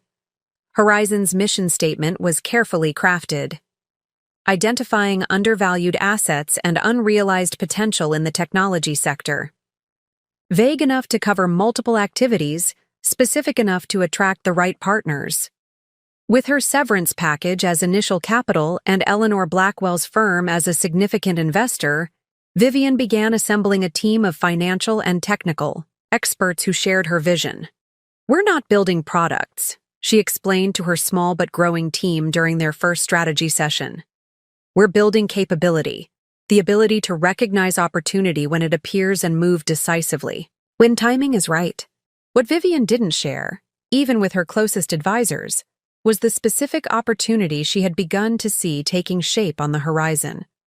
Meridian's aggressive expansion under Alexander's leadership was showing early signs of strain. 2 consecutive quarters had seen them just barely meeting earnings expectations. Industry analysts had started questioning the sustainability of their acquisition strategy. The company's debt-to-equity ratio had reached levels that would make refinancing challenging in anything less than ideal market conditions. These weren't yet critical problems. Meridian remained profitable and growing, but they were hairline. Cracks in the foundation that only someone intimately familiar with the company's true structure would recognize as potentially serious. 22 months after signing the separation agreement, with the non-compete restriction just weeks from expiring, Vivian received an unexpected call from James Patterson, one of Meridian's original board members, and the only one who had occasionally sided with her strategic perspective during her final year at the company. This is probably crossing a line, James began without preamble. But I think you should know that Vertex Solutions is making another approach to acquire Meridian. Vivian's pulse quickened. Vertex, the same competitor whose merger Alexander had pushed for and Vivian had opposed due to their questionable financials. That's interesting timing, she replied carefully. May I ask why you're telling me this? James was silent for a moment before answering. Because you were right about them 2 years ago. Their financials are even more concerning now, but Alexander is championing the deal as Meridian's path to market dominance. The board is divided. After ending the call, Vivian stood at her apartment window, looking out at the Seattle skyline, where Meridian's headquarters was clearly visible among the downtown towers. The information James had shared wasn't just industry gossip. It was a potential inflection point that aligned perfectly with the capabilities she had spent nearly 2 years developing. If Alexander pushed through a merger with Vertex despite their fundamental weaknesses, he would be creating a dangerously over-leveraged entity. If market conditions shifted even slightly in an unfavorable direction, the combined company would face serious liquidity challenges. Those challenges would create vulnerability, and vulnerability created opportunity for those prepared to act. Vivian reached for her phone, scrolling to Eleanor Blackwell's contact. "Eleanor? It's time to discuss Phase 2. Are you available for dinner tonight?" As she ended the call, Vivian felt a calm certainty settle over her. The past 22 months had transformed her from Meridian's discarded co-founder into the head of a specialized investment firm with growing resources and strategic connections throughout the industry. She had rebuilt herself professionally while developing expertise specifically designed to recognize and capitalize on exactly the situation that now appeared to be developing at Meridian. Alexander had removed her from the company they had built together, believing he was eliminating an obstacle to his ambitions. In doing so, he had inadvertently created something much more dangerous: a highly motivated observer with intimate knowledge of Meridian's inner workings and no loyalty to his leadership. The non-compete agreement that was meant to sideline Vivian had instead given her the gift of time. Time to study, to plan, to build new alliances, and to position herself precisely where she needed to be when opportunity emerged. As Vivian prepared for her dinner with Eleanor, selecting a sharp black suit that symbolized this new chapter, she reflected on how completely her journey had transformed her. The devastated woman who had sat paralyzed in her car outside Meridian headquarters nearly 2 years ago had evolved into someone new, someone with clearer vision, colder calculation, and absolute confidence in her ability to recognize and seize the right moment when it came. That moment she now believed was rapidly approaching, and when it arrived, Alexander Reed would discover just how thoroughly he had underestimated the woman he had discarded. Exactly 2 years and 1 day after signing the separation agreement with Meridian, Vivian Chen sat in the pristine conference room of Horizon Capital Partners, surrounded by her carefully assembled team of financial analysts, industry experts, and legal advisors. The wall-to-wall windows offered a panoramic view of Seattle's skyline, with Meridian's headquarters clearly visible in the distance, a visual reminder of their target. "The non-compete restriction expired at midnight," Vivian began, her voice steady as she addressed the room. "As of today, we are free to pursue any opportunity in the enterprise software space, including potential actions involving Meridian Enterprises." Eleanor Blackwell, who had become Vivian's closest advisor and Horizon's principal investor, leaned forward. "And the timing couldn't be better. The Meridian-Vertex merger announcement yesterday triggered exactly the market response we anticipated." On the large screen at the front of the room, financial charts displayed Meridian's stock performance, a sharp 22% decline following the merger announcement. The market had reacted with the skepticism that Vivian had predicted, recognizing the fundamental flaws in combining two companies with overlapping products and concerning debt structures. "Our analysis suggests that Meridian will need to secure additional financing within the next 3 months to complete the merger and manage the consolidated debt," explained Rajiv Mehta, Horizon's lead financial strategist. "Given the current market conditions and rising interest rates, they'll face significant challenges in obtaining favorable terms." Vivian nodded, the scenario unfolding exactly as she had projected. "And their existing creditors?" Increasingly nervous, Rajiv confirmed. "I've had informal conversations with representatives from Atlantic Capital, who hold the largest portion of Meridian's current debt. They're concerned about the company's direction, but aren't yet ready to take action." For 2 hours, the team methodically reviewed their intelligence on Meridian's vulnerable position. The company was not yet in crisis. It remained profitable and maintained strong client relationships, but Alexander's aggressive expansion strategy had created precarious financial scaffolding that could collapse under the right pressure. The meeting concluded. Eleanor remained behind while the others filed out. She studied Vivian with the shrewd assessment that had made her one of Seattle's most successful venture capitalists. "We've prepared for this moment for nearly 2 years," Eleanor observed. "You've built Horizon specifically to position yourself for this opportunity. But I need to ask the question everyone's thinking but no one dares to voice. Is this about sound business strategy or personal vindication?" Vivian met her gaze directly. "Both," she answered with uncharacteristic candor. "I won't pretend there isn't personal satisfaction in the prospect of reclaiming what Alexander took from me. But that wouldn't be enough to justify the financial risk we're contemplating." She stood, moving to the window to look out at Meridian's headquarters. "The merger with Vertex is fundamentally flawed for all the reasons outlined in our analysis. It's driven by Alexander's ego and ambition, rather than sound business judgment. Meridian is worth saving from his mismanagement, not just for me, but for the employees who remain, the clients who depend on their products, and yes, for our investors who stand to profit significantly if we execute this correctly." Eleanor joined her at the window, seemingly satisfied with Vivian's response. "Then let's make the next move." The following weeks saw Horizon Capital Partners executing a carefully orchestrated strategy. While remaining below the reporting thresholds that would require public disclosure, Horizon began acquiring small positions in Meridian through various investment vehicles.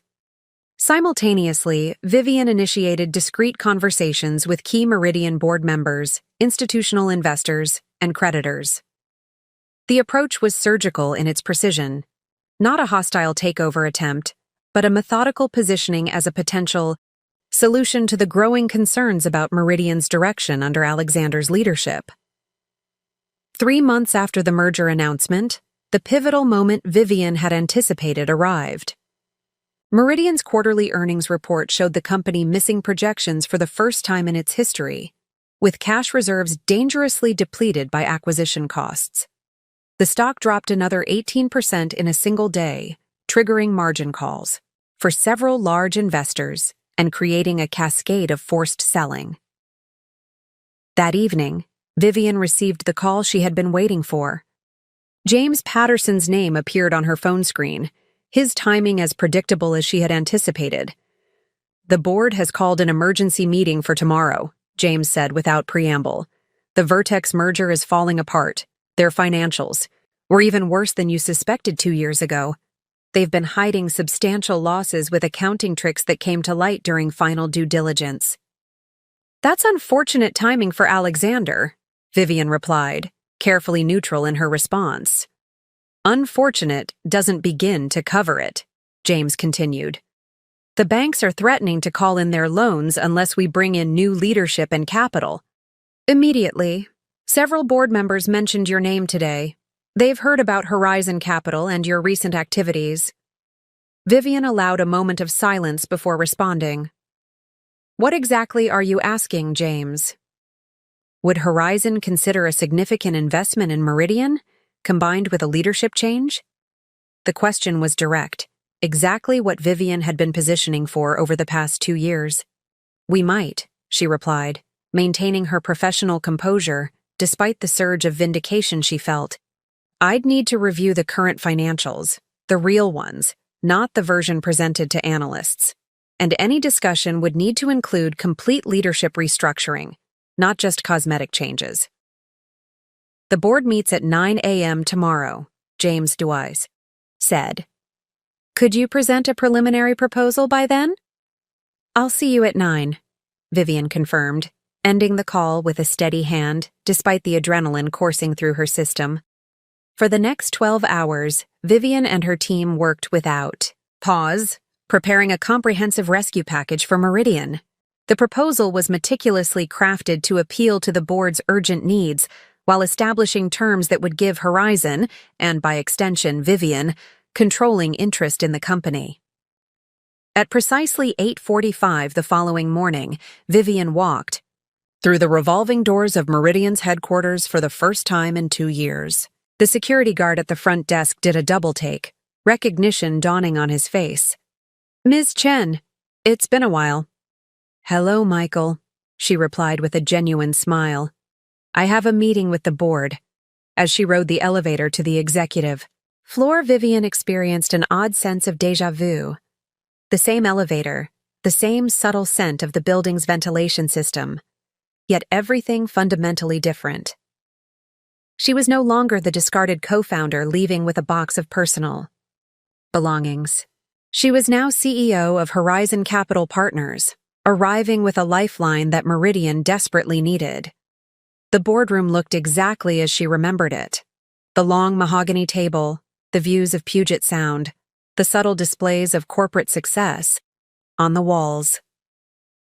8 board members were already seated when she entered, their expressions a mix of anxiety, curiosity, and in some cases, visible discomfort at her presence. James Patterson rose to greet her. "Thank you for coming on such short notice, Vivian. The board is eager to hear Horizon's perspective on Meridian's current situation." Vivian took the offered seat, placing her presentation materials on the table. She noted Alexander's conspicuous absence with mild surprise. "Before we begin," she said, "I'd like to understand who will be joining us. I was expecting the full board, including the CEO." An uncomfortable silence fell over the room. Finally, Patricia Winters, the board chair, cleared her throat. "Alexander was asked not to attend this particular meeting. Given the nature of our discussion, potential new investment and leadership changes, the board felt it would be more productive to speak freely." The revelation was unexpected but advantageous. Alexander had already been sidelined, making Vivian's proposal easier to present without immediate resistance. For the next hour, Vivian outlined Horizon's analysis of Meridian's current challenges and their proposed solution: a significant capital injection in exchange for controlling interest, immediate termination of the Vertex merger, and complete restructuring of executive leadership.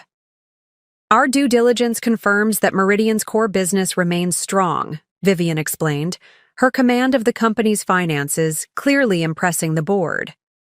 "The current crisis stems from over-leveraging and strategic missteps in acquisition targets, not fundamental product or market failures." She deliberately avoided any personal references to her history with the company or with Alexander, maintaining strictly professional language as she detailed Horizon's rescue plan. The board members asked pointed questions about timelines, financial terms, and leadership transitions, all of which Vivian addressed with composed expertise. As the discussion progressed, Vivian could feel the energy in the room shifting. The initial wariness was being replaced by cautious optimism, as board members recognized that Horizon's proposal represented their best option for averting a complete collapse. "There's one aspect we haven't discussed explicitly," Patricia said, as the presentation concluded. "Leadership. Your proposal references executive restructuring, but doesn't specify who would lead Meridian through this transition and beyond." The moment Vivian had prepared for had arrived. She closed her portfolio, deliberately before responding. Horizon's investment would be contingent on installation of new leadership with proven experience in corporate turnarounds and intimate knowledge of Meridian's operations, culture, and technology, she stated. "Given those requirements, I would step in as interim CEO during the stabilization period." The statement hung in the air, its implications fully registering with each board member. Vivian watched as expressions shifted from surprise to calculation to gradual acceptance. For some, like James Patterson, there was even visible relief. "You built this company once," James observed. "You understand it better than anyone. And that's precisely why I'm uniquely qualified to save it now," Vivian confirmed, her confidence absolute. Patricia exchanged glances with several other board members before addressing Vivian again. We'll need to deliberate on Horizon's proposal, but speaking personally, I find the terms reasonable given our situation. How quickly could you move forward if the board approves? Horizon is prepared to execute immediately, Vivian replied. Our legal team has draft agreements ready, and the capital is secured. We could announce the investment and leadership change as early as tomorrow morning before markets open. The speed of her response clearly impressed the board, reinforcing the image of Horizon as a decisive, prepared savior rather than an opportunistic vulture. There is one other matter, Vivian added, her tone remaining professional despite the personal satisfaction she felt at what would come next. Any agreement would require immediate termination of Alexander Reed's position and comprehensive review of recent executive decisions, including the proposed Vertex merger and several other questionable transactions our analysis has identified. There, the first direct reference to Alexander, delivered as a non-negotiable business condition rather than personal vengeance. Patricia nodded slowly. The board has already reached the painful conclusion that a leadership change is necessary. Your condition aligns with our own assessment. As the meeting concluded, Vivian was asked to wait in an adjacent conference room while the board deliberated. Through the glass walls, she could see their animated discussion, the occasional glance in her direction, the gradual nodding of heads as consensus formed. Exactly 43 minutes later, Patricia entered the conference room where Vivian waited. The board has voted unanimously to accept Horizon Capital's proposal, subject to final legal review of the terms. We're prepared to move forward with the leadership transition immediately. Vivian stood, extending her hand to the board chair. Meridian has a strong foundation and dedicated team. With proper leadership and strategic direction, I'm confident we can stabilize the situation quickly. There is one detail you should be aware of, Patricia added with slight hesitation. Alexander doesn't yet know about the board's decision. He's scheduled to be in the office this afternoon for what he believes is a routine update on the Vertex situation. Given your history, would you prefer that we handle that conversation before you assume your position? Vivian considered the option briefly before shaking her head. No, that won't be necessary. As Meridian's new CEO, handling difficult transitions will be part of my responsibility. I'll speak with Alexander personally. As Patricia left to inform the rest of the board of their decision, Vivian remained alone in the conference room, the magnitude of what had just transpired washing over her. 2 years of meticulous planning, strategic positioning, and patient waiting had culminated in this moment of complete reversal. Alexander had forced her out of the company they had built together, believing he was eliminating an obstacle to his ambitions. Now, she would return as his successor, tasked with saving Meridian from the very risks she had warned against. The symmetry was so perfect it almost seemed scripted. Yet Vivian knew it was the result not of fate, but of careful calculation. Her ability to recognize Alexander's fundamental weaknesses and position herself precisely where she needed to be when those weaknesses inevitably created vulnerability. She looked out at the Seattle skyline from the conference room windows. Vivian felt neither triumph nor revenge, but a calm certainty that she was exactly where she was meant to be. Meridian was her company, had always been her company in the eye.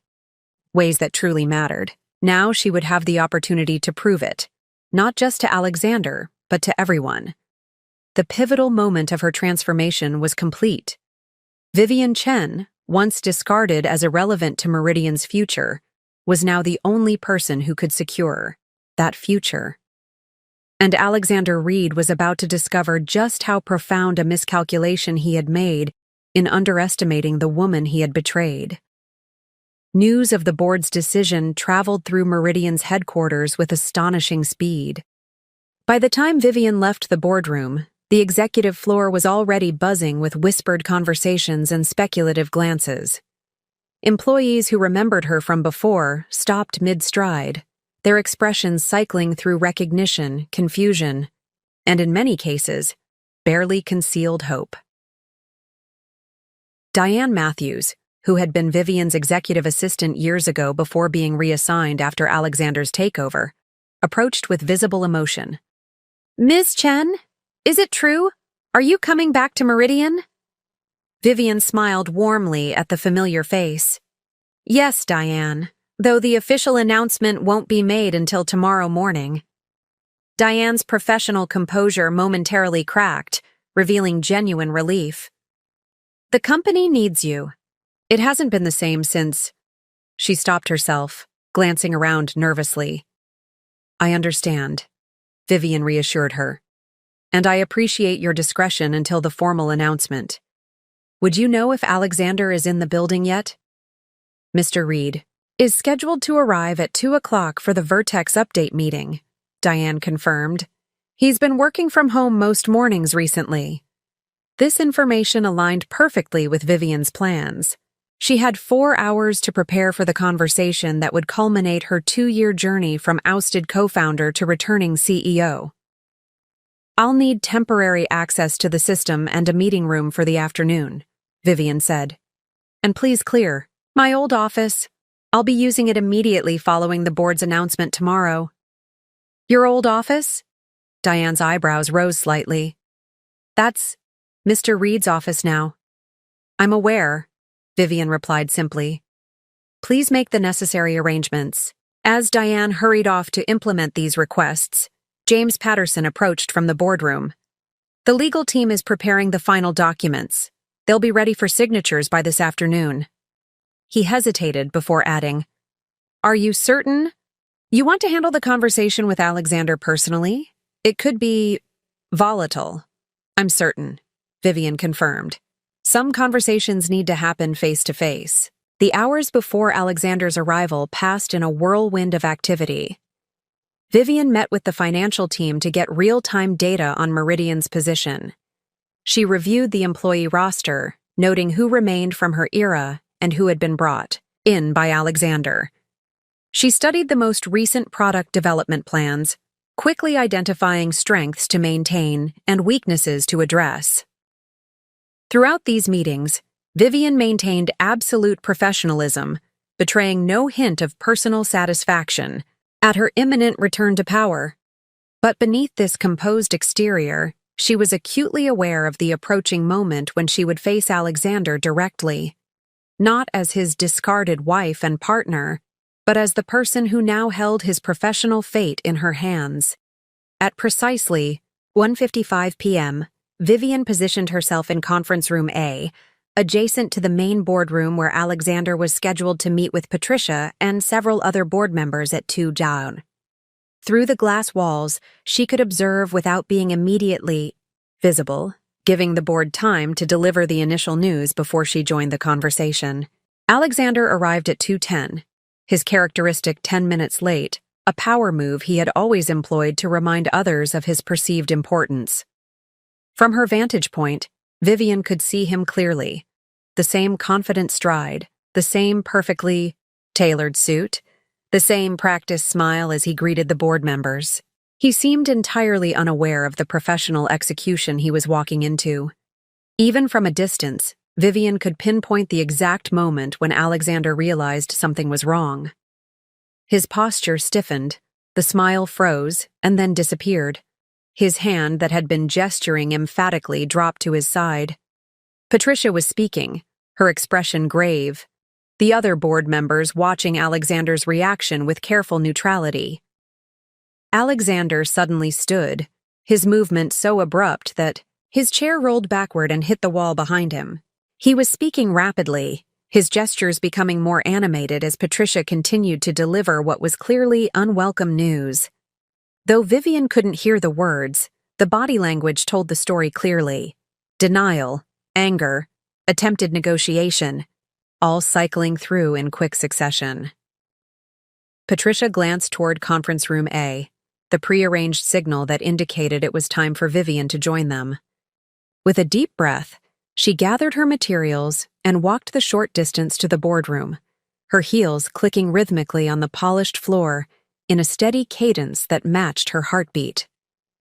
When she pushed open the boardroom door, Alexander's back was to her. He was still arguing with Patricia, his voice raised enough that Vivian caught the end of his statement. Completely unacceptable. The board can't possibly think that bringing in outside investors without my approval is anything but a direct violation of— The board's decision is unanimous, Alexander, Patricia interrupted firmly. And the investor isn't an outsider. Not to Meridian. At that moment, Alexander sensed the presence behind him and turned. The sequence of emotions that crossed his face in the next 3 seconds was something Vivian would remember for the rest of her life. Confusion, recognition, disbelief, and finally, a dawning horror as understanding settled in. "Hello, Alexander," Vivian said calmly, moving to the table and placing her portfolio on its polished surface. "It's been a while." Alexander stared at her as if she were an apparition. "What is this?" he demanded, looking from Vivian to Patricia and back again. "What is she doing here?" "Ms. Chen is the CEO of Horizon Capital Partners," Patricia explained with professional detachment. "As I was explaining, the board has accepted Horizon's investment proposal, which includes a leadership change effective immediately." The color drained from Alexander's face as the full implications registered. "This is a joke," he said, though his expression suggested he already knew it wasn't. "Vivian doesn't have the resources or experience to— Horizon Capital Partners has secured $175 million in committed capital," Vivian interrupted, her voice steady. "Our due diligence on Meridian has been thorough, including comprehensive analysis of the failed Vertex merger that has placed the company in its current precarious position." A muscle twitched in Alexander's jaw, a tell Vivian recognized from their marriage, a sign of fury barely contained. "You've been planning this," he said, the accusation barely above a whisper. "All this time, you've been waiting for an opportunity to save the company we built from your mismanagement?" "Yes." Vivian maintained her professional tone despite the personal satisfaction coursing through her. "The non-compete agreement. You insisted upon expired yesterday. Horizon's offer was presented to the board this morning. The timing is fortuitous." Alexander turned to Patricia, attempting one last appeal. "This is personal vendetta, not business strategy. Surely the board can see that." "What the board sees," Patricia cut in firmly, "is a company on the verge of financial crisis due to your acquisition strategy and a concrete rescue plan presented by someone with intimate knowledge of Meridian's operations. Ms. Chen's history with the company is an asset in this situation, not a liability." Alexander's gaze swept the room, searching for allies and finding none. The board members who had supported his leadership for years now sat in uncomfortable silence, their loyalties shifted to the company's survival rather than its current CEO. "The terms of your separation are outlined here," Vivian said, sliding a document across the table toward him. "The board has approved a generous severance package, contingent upon immediate transition and your full cooperation during the announcement period." Alexander didn't reach for the document. Instead, he focused entirely on Vivian, his initial shock now hardening into cold fury. "You won't be able to run this company," he said, echoing almost verbatim the words he had spoken when ending their marriage. "You don't have what it takes." The parallel wasn't lost on Vivian. For a moment, she was transported back to that devastating night in their bedroom, Alexander packing his suitcase while dismissing her professional capabilities. The symmetry of this moment, the complete reversal of their positions, was so perfect it almost seemed scripted. "That's not for you to determine anymore," Vivian replied calmly. "The decision has been made.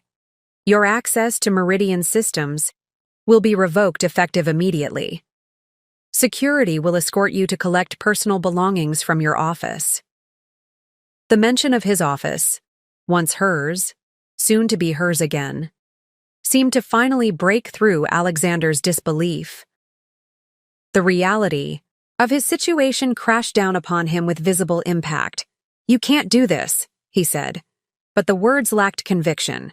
The shareholders will be informed of the change in leadership before markets open tomorrow, Patricia interjected. Given Meridian's recent performance and the failure of the Vertex merger, we anticipate a positive response to the announcement of new investment and leadership. Alexander's phone buzzed, drawing his attention momentarily. His expression shifted as he read the message on the screen. Natalie says IT just locked her out of the system, he said, looking up with renewed anger. What is this, Vivian? A purge of everyone associated with me? Not at all, Vivian replied. Ms. Barnes has valuable skills. She'll be offered a position in our Portland office, should she wish to remain with the company. The deliberate echo of how Alexander had handled Natalie's role in Vivian's own removal was subtle, but unmistakable. Portland was a secondary office, far from the decision-making center of Seattle. A significant demotion without being an outright termination. Alexander's laugh was bitter. So that's what this is. Revenge served cold, is that it? Vivian met his gaze directly. This isn't about revenge, Alexander.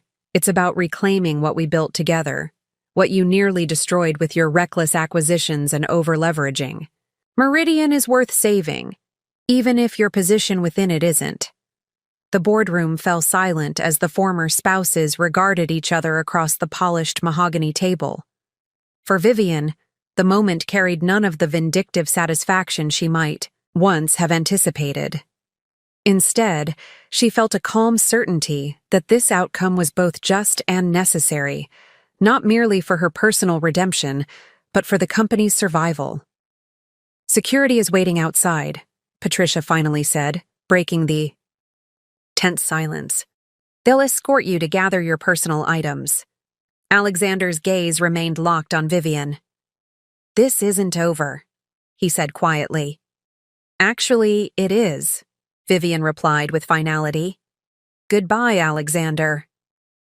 As security personnel entered the boardroom, Alexander finally reached for the separation agreement, tucking it into his suit jacket without reading it. His movements were stiff, mechanical, a man operating on autopilot as his reality reconstructed itself around him. Vivian watched as he was escorted from the room, his tall frame suddenly seeming diminished, his confident stride replaced by halting steps. The parallels to her own departure 2 years earlier were striking. The box of personal items, the revoked access, the watching eyes of colleagues as a once powerful executive was reduced to a departing employee. When Alexander had disappeared from view, Patricia turned to Vivian.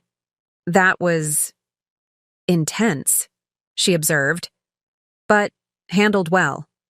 Thank you, Vivian replied, already refocusing on the tasks ahead. We should meet with the executive team immediately. They'll need reassurance and clear direction before tomorrow's announcement. As they prepared to address Meridian's leadership team, Vivian's phone buzzed with a message from Eleanor Blackwell. Contract signed. Funding secured. Congratulations. CEO Chen. The simple text marked the official completion of Vivian's transformation from discarded co-founder to returning savior. In just 2 years, she had rebuilt herself professionally, created a successful investment firm, and positioned herself perfectly to reclaim what had been taken from her. As word of the leadership change spread through Meridian's headquarters, Vivian could feel the atmosphere shifting. Tension gave way to cautious optimism. Uncertainty transformed into possibilities. Employees who had witnessed her departure now watched her return with expressions ranging from shock to relief to undisguised hope. Alexander didn't reach for the document. Instead, he focused entirely on Vivian, his initial shock now hardening into cold fury.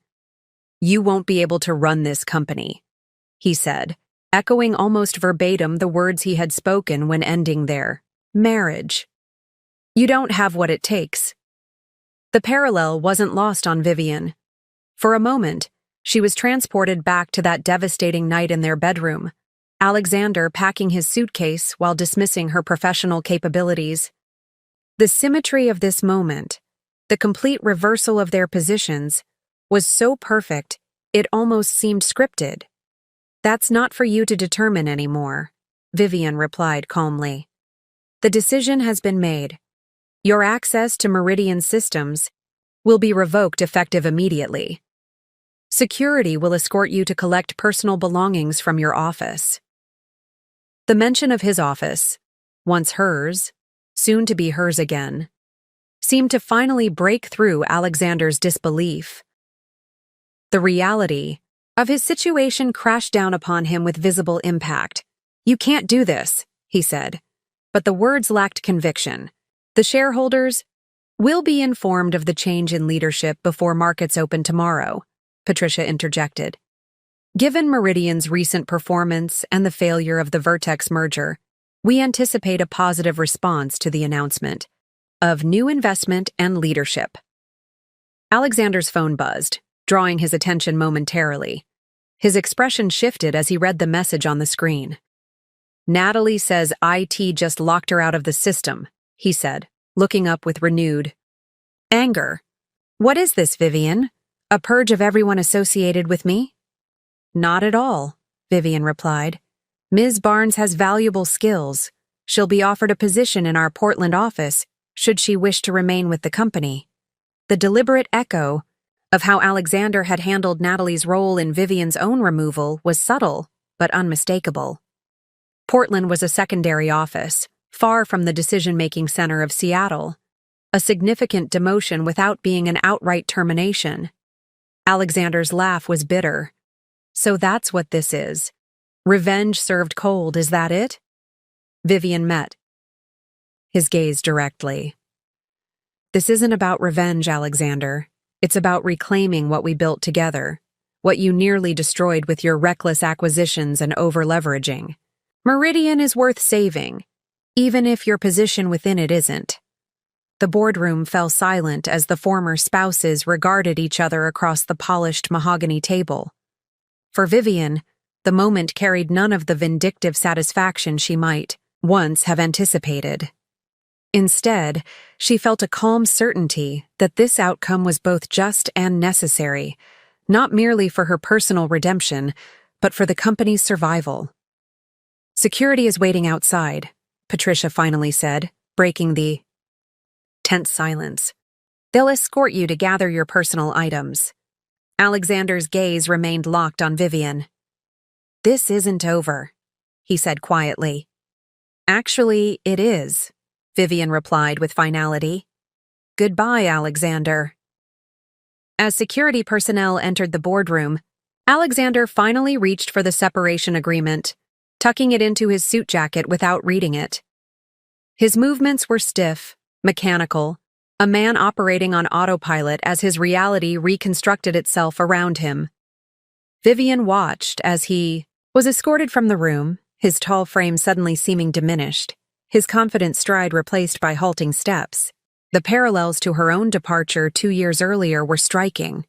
The box of personal items, the revoked access, the watching eyes of colleagues as a once powerful executive was reduced to a departing employee. When Alexander had disappeared from view, Patricia turned to Vivian.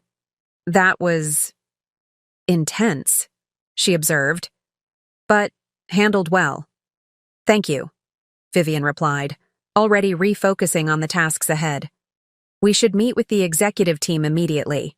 They'll need reassurance and clear direction before tomorrow's announcement. As they prepared to address Meridian's leadership team, Vivian's phone buzzed with a message from Eleanor Blackwell. Contract signed. Funding secured. Congratulations. CEO Chen. The simple text marked the official completion of Vivian's transformation from discarded co-founder to returning savior. In just 2 years, she had rebuilt herself professionally, created a successful investment firm, and positioned herself perfectly to reclaim what had been taken from her. As word of the leadership change spread through Meridian's headquarters, Vivian could feel the atmosphere shifting. Tension gave way to cautious optimism. Uncertainty transformed into possibilities. Employees who had witnessed her departure now watched her return with expressions ranging from shock to relief to undisguised hope. Regardless of her choice, I expect all of you to maintain absolute professionalism during this transition. Meridian's culture will be defined by respect, accountability, and performance, starting now. The executives filed out with new assignments and a clear understanding of Meridian's direction under Vivian's leadership. Several lingered to speak with her privately, some expressing support, others asking pointed questions about their department's futures. Vivian addressed each conversation with the same focused attention and strategic clarity she had demonstrated throughout the meeting. By evening, Vivian had completed individual sessions with the finance team, the product development directors, and the sales leadership, all critical components of her stabilization strategy. In each meeting, she demonstrated not just executive authority but deep understanding of their specific challenges and clear vision for solutions. The market announcement is prepared for 7 a.m. tomorrow, James Patterson informed her as they reviewed final preparations. Financial analysts have been briefed confidentially, and early feedback suggests they view Horizon's investment as a positive development, especially given your history with the company. And our largest clients? Vivian asked, focusing on a critical vulnerability during any leadership transition. The account teams are making personal calls to the top 20 clients this evening, following the script you provided. So far, the responses have been cautiously positive. Several have actually expressed relief that the Vertex merger isn't proceeding. Vivian nodded, checking another item off her mental list. And the employee communication? Company-wide email goes out at 6 a.m., followed by department meetings at 9. The all-hands virtual meeting is scheduled for 11 as you requested. Every detail had been anticipated, every potential point of resistance identified and addressed.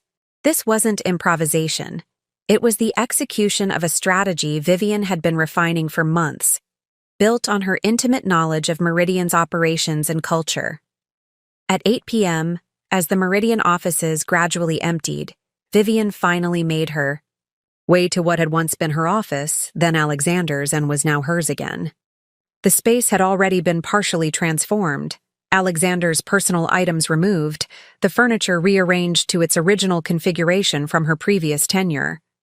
Diane had left a small bouquet of fresh flowers on the desk with a simple note. "Welcome back." The gesture, small but meaningful, was the first moment of the day that threatened Vivian's carefully maintained composure. She sat at the desk, running her hands along its familiar surface, allowing herself a brief moment to absorb the magnitude of what she had accomplished. 2 years ago, she had left this building carrying a box of personal belongings, her professional identity shattered by Alexander's betrayal. Now, she had returned not just to her former position, but to something greater, complete leadership of the company she had helped create, with the authority to implement her vision without compromise. The moment of reflection was interrupted by a soft knock at the door. Eleanor Blackwell entered, taking in the scene with a knowing smile. "Congratulations, CEO Chen," Eleanor said, settling into one of the visitor chairs. "You've executed flawlessly so far." "The real work is just beginning," Vivian replied, already refocusing on the challenges ahead. The market announcement tomorrow is critical, but it's the execution over the next quarter that will determine whether we successfully stabilize Meridian. Eleanor studied her with the shrewd assessment that had made her one of Seattle's most successful venture capitalists. "I've backed dozens of CEOs over the years, but I've rarely seen someone so thoroughly prepared for a leadership transition. You've anticipated every contingency, prepared for every reaction. I've had 2 years to plan," Vivian acknowledged, "and intimate knowledge of both the company and its former CEO. Speaking of whom," Eleanor ventured, "any word on Alexander's next moves?" "He's bound by the same non-compete restrictions he once imposed on me," Vivian replied. "Professionally, his options are limited in the immediate term. His reputation in the industry will suffer from Meridian's financial situation and the failed Vertex merger." The symmetry wasn't lost on either woman. Alexander now facing the same professional constraints he had once used to sideline Vivian. "And Natalie?" Eleanor asked. She's requested time to consider the Portland offer, Vivian said. I expect she'll decline, but the offer was made in good faith. Her skills are valuable, even if her judgment in personal relationships is questionable. Eleanor laughed, a rare break in her typically composed demeanor. You're handling this with remarkable grace. In your position, many would be tempted toward more direct retribution. Vivian's expression remained thoughtful. Revenge was never the objective. Reclaiming what was taken from me, yes. Proving Alexander wrong about my capabilities, certainly. But Meridian itself was always the ultimate goal, ensuring the company we built survives and thrives. Her phone buzzed with an incoming message, the final confirmation from the legal team that all documents were in order for tomorrow's announcement.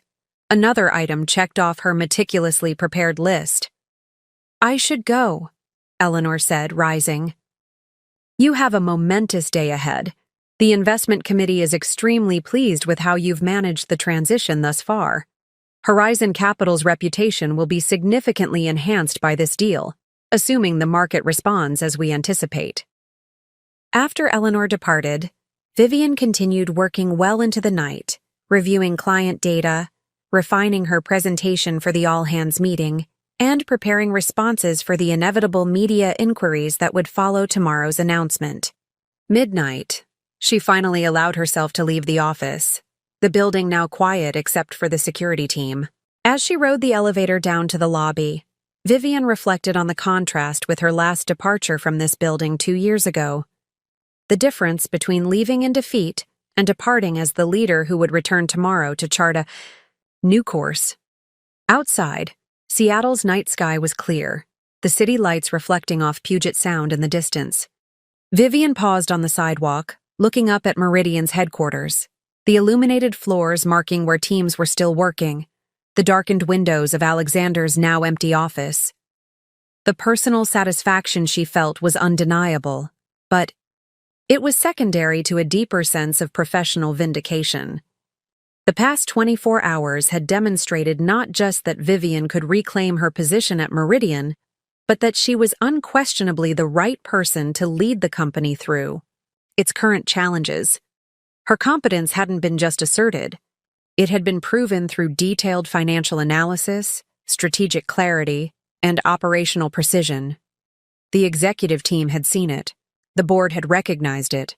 Tomorrow, the market and Meridian's employees would witness it as well. As Vivian drove home, her mind was already mapping out the critical path for the weeks ahead. The immediate crisis had been addressed through Horizon's investment, but sustainable recovery would require fundamental changes to Meridian's operations, culture, and growth strategy.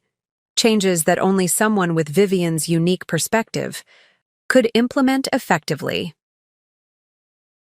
In the quiet of her car, with Seattle's skyline fading in the rearview mirror, Vivian allowed herself a moment of reflection on the journey that had brought her to this point.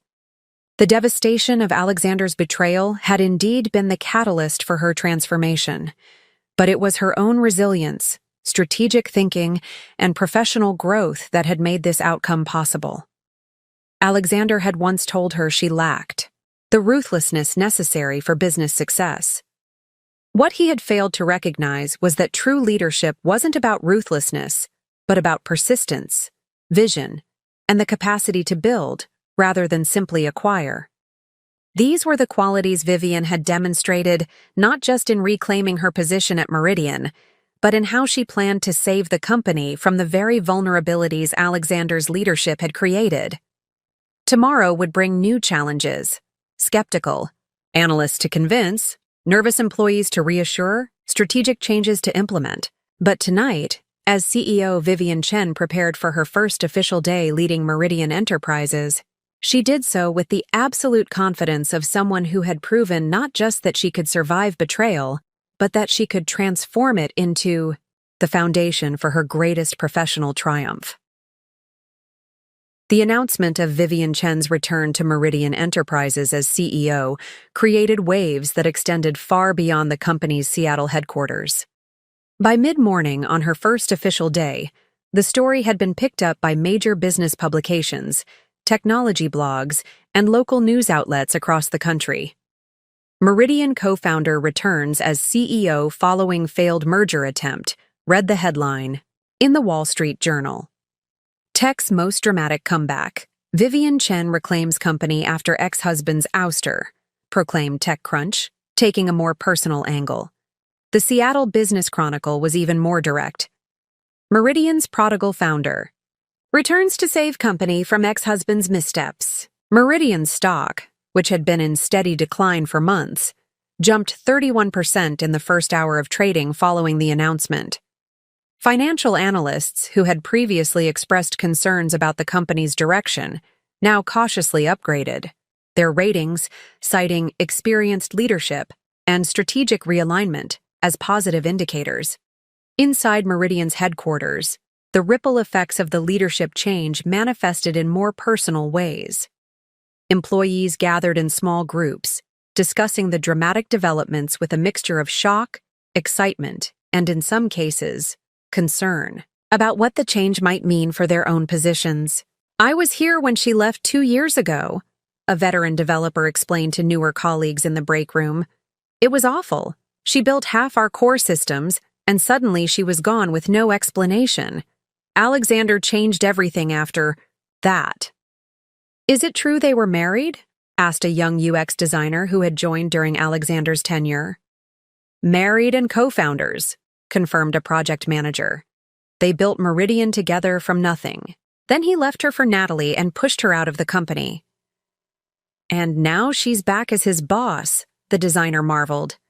"That's some serious karma." Similar conversations echoed throughout the building as employees processed the implications of this corporate and personal drama. For many who had worked under Alexander's increasingly erratic leadership, Vivian's return represented hope for stability and a return to the company's original values. For others, particularly those hired during Alexander's sole leadership, it created uncertainty about their future in a reorganized Meridian. The all-hands meeting at 11 a.m. did much to address these concerns. Vivian stood on the auditorium stage, facing nearly 800 employees in person and virtually, her composure and clarity providing a stark contrast to Alexander's recent communications, which had grown increasingly defensive as Meridian's challenges mounted. "Many of you know me," she began, "though many others have joined Meridian since my departure 2 years ago. To both groups, I want to emphasize a single point. Today marks not just a change in leadership, but a recommitment to the foundational principles that made Meridian successful in the first place: technical excellence, financial sustainability, and a corporate culture that values both innovation and pragmatism." For the next 30 minutes, Vivian outlined her vision for Meridian's future, acknowledging the company's current challenges while presenting a clear path forward. She was transparent about the necessary changes ahead, including the termination of the Vertex merger and a comprehensive review of recent acquisitions, while reassuring employees that these changes were aimed at strengthening Meridian, not dismantling it. "I've spent the past 2 years observing this industry from a different perspective," she explained. "That perspective, combined with my historical knowledge of Meridian's operations, gives me confidence that we can address our current challenges and emerge stronger for having faced them."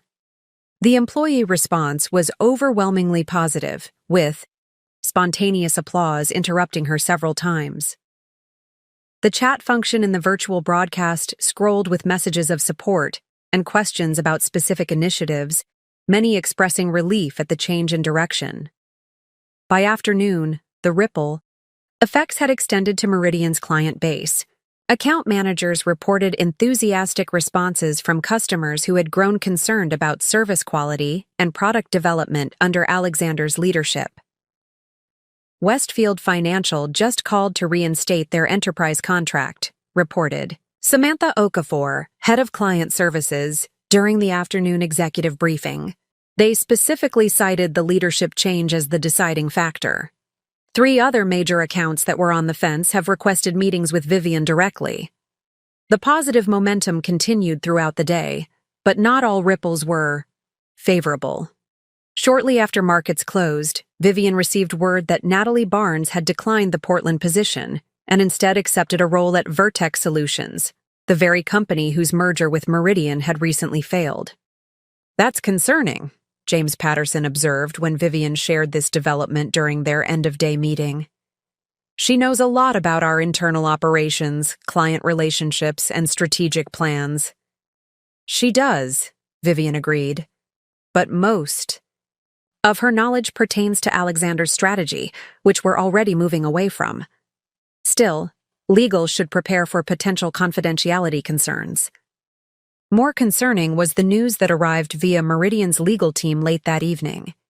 Alexander had retained Martin Coleman, a high-profile attorney known for aggressive wrongful termination lawsuits. The implied threat was clear.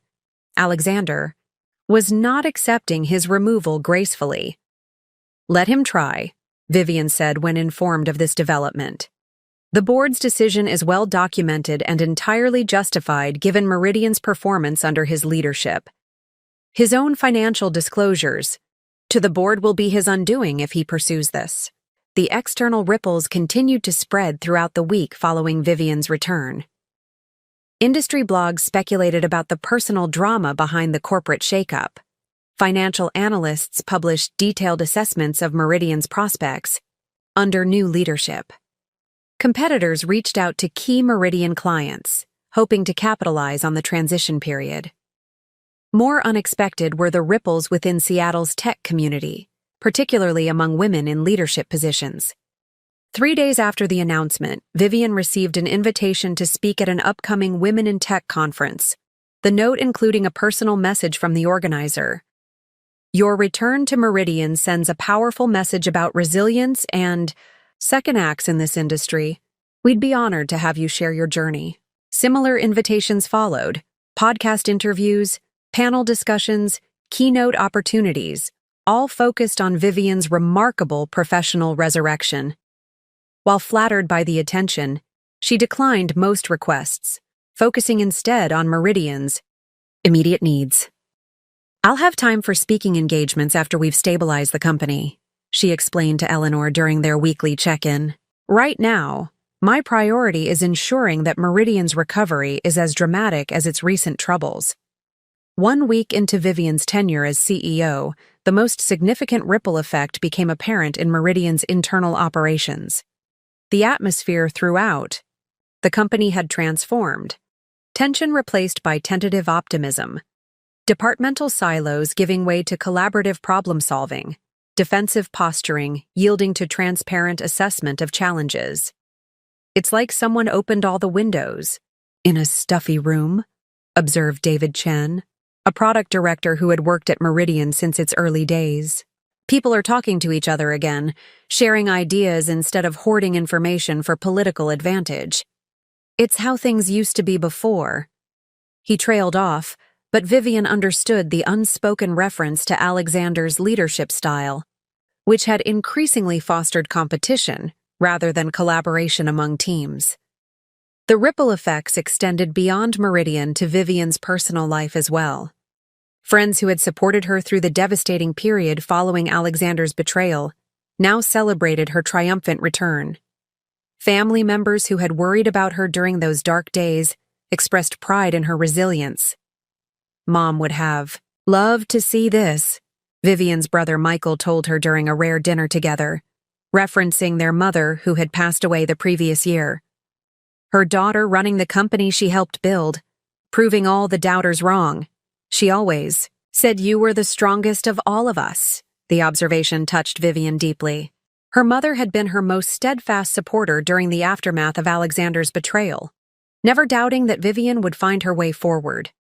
That she hadn't lived to see this vindication was perhaps the only bittersweet note in Vivian's otherwise complete triumph. 2 weeks into her leadership, Vivian received an unexpected communication that represented perhaps the most surprising ripple effect of all. An email from Brandon Torres, CEO of Vertex Solutions, the company whose merger with Meridian had collapsed, catalyzing the chain of events that led to Alexander's removal. "I understand Natalie Barnes has joined your team. Vivian noted during the video call that followed Torres's email. An interesting choice, given her history with Meridian. Torres smiled diplomatically. Ms. Barnes brings valuable insights about enterprise client needs, but that's not why I wanted to speak with you. He explained that with Alexander's departure, Vertex was interested in exploring a different type of relationship with Meridian, not a merger, but a strategic partnership, focused on complementary product offerings. The merger Alexander proposed never made sense, Torres admitted. It was driven by ego rather than sound business strategy. But there are legitimate synergies between our companies that could benefit both, if approached differently. The conversation revealed yet another dimension of Alexander's failed leadership. His aggressive acquisition strategy had alienated potential partners who might otherwise have been valuable allies. Vivian promised to consider Torres's proposal once Meridian's immediate stabilization was complete. Another potential positive outcome arising from the leadership change. Perhaps the most profound ripple effect, however, was one that few outside Vivian's inner circle ever witnessed. Late one evening, 3 weeks after taking the helm at Meridian, Vivian sat alone in her office, reviewing the latest financial projections.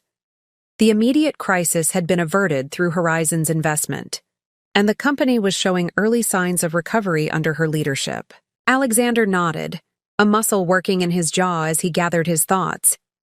I've also dissolved my relationship with Natalie, he added, the personal revelation unexpected in this setting. It turns out our compatibility was largely situational. Vivian absorbed this information without visible reaction, though she couldn't help wondering if Natalie's decision to join Vertex had precipitated this development, or vice versa. Either way, it represented another unraveling of the life Alexander had chosen over their marriage. I'm telling you this not to seek sympathy, Alexander continued, but because I owe you the truth, at minimum. The choices I made, personally and professionally, have had consequences I didn't anticipate. The understatement was almost laughable. His decision to leave Vivian for Natalie and push her out of Meridian had set in motion the very sequence of events that led to his current predicament. Professionally sidelined, personally isolated, and sitting in what had once been his office. As a visitor requiring security escort. What is it you want, Alexander? Vivian asked, cutting through the carefully constructed preamble to the heart of the matter. He met her gaze directly for the first time since entering the office. I want to understand how you did it, he said, a hint of his former intensity, breaking through. How you went from, he gestured vaguely, where you were 2 years ago to this, to taking back Meridian from under me, to becoming CEO of a successful investment firm, to completely reinventing yourself professionally while I was still dismissing you as a non-factor.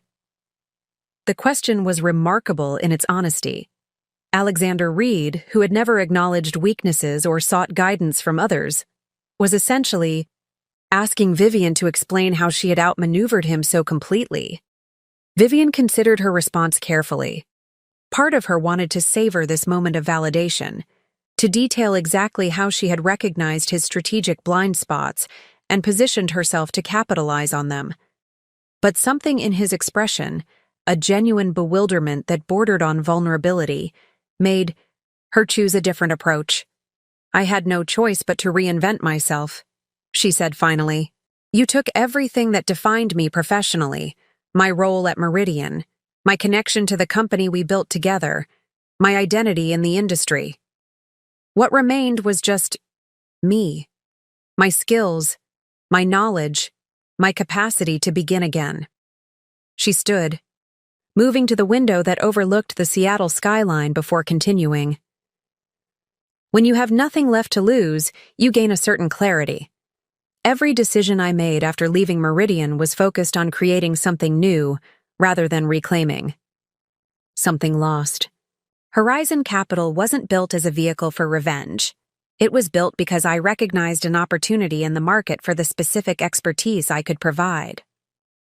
Alexander listened intently, his expression suggesting he was genuinely trying to understand.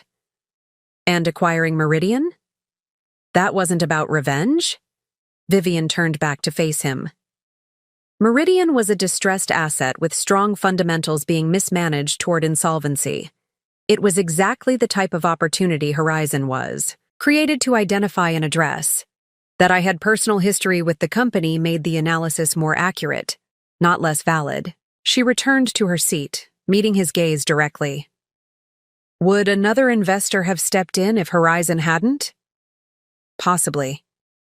Would they have understood Meridian's potential as thoroughly as I did? Unlikely. My history with this company was a competitive advantage in recognizing both its vulnerabilities and its unrealized value. Alexander absorbed this, his expression a complex mixture of respect and residual defensiveness. You make it sound inevitable, as if I was destined to fail and you to succeed. Not destined, Vivian corrected, but predictable, given our respective approaches. You pursued growth at any cost, leveraging the company beyond sustainable levels, to fuel acquisition after acquisition. I advocated for strategic growth balanced with operational excellence. The market ultimately confirmed which approach was sound. The assessment was clinical rather than accusatory, but Alexander flinched, slightly nonetheless. The board supported my strategy, he noted, a final attempt at justification. The board wasn't provided with complete information, Vivian countered. The financial reports they received obscured the true extent of Meridian's leverage and the underperformance of acquired companies. That reality would have emerged eventually, with or without my involvement. Alexander fell silent, seemingly processing her words. When he spoke again, his tone had shifted from defensive to reflective. We built something remarkable together, he said quietly. Before everything changed.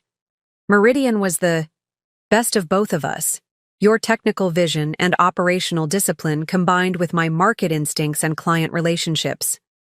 The acknowledgement of their former complementary partnership, something Alexander had systematically erased from Meridian's narrative after her departure, caught Vivian by surprise.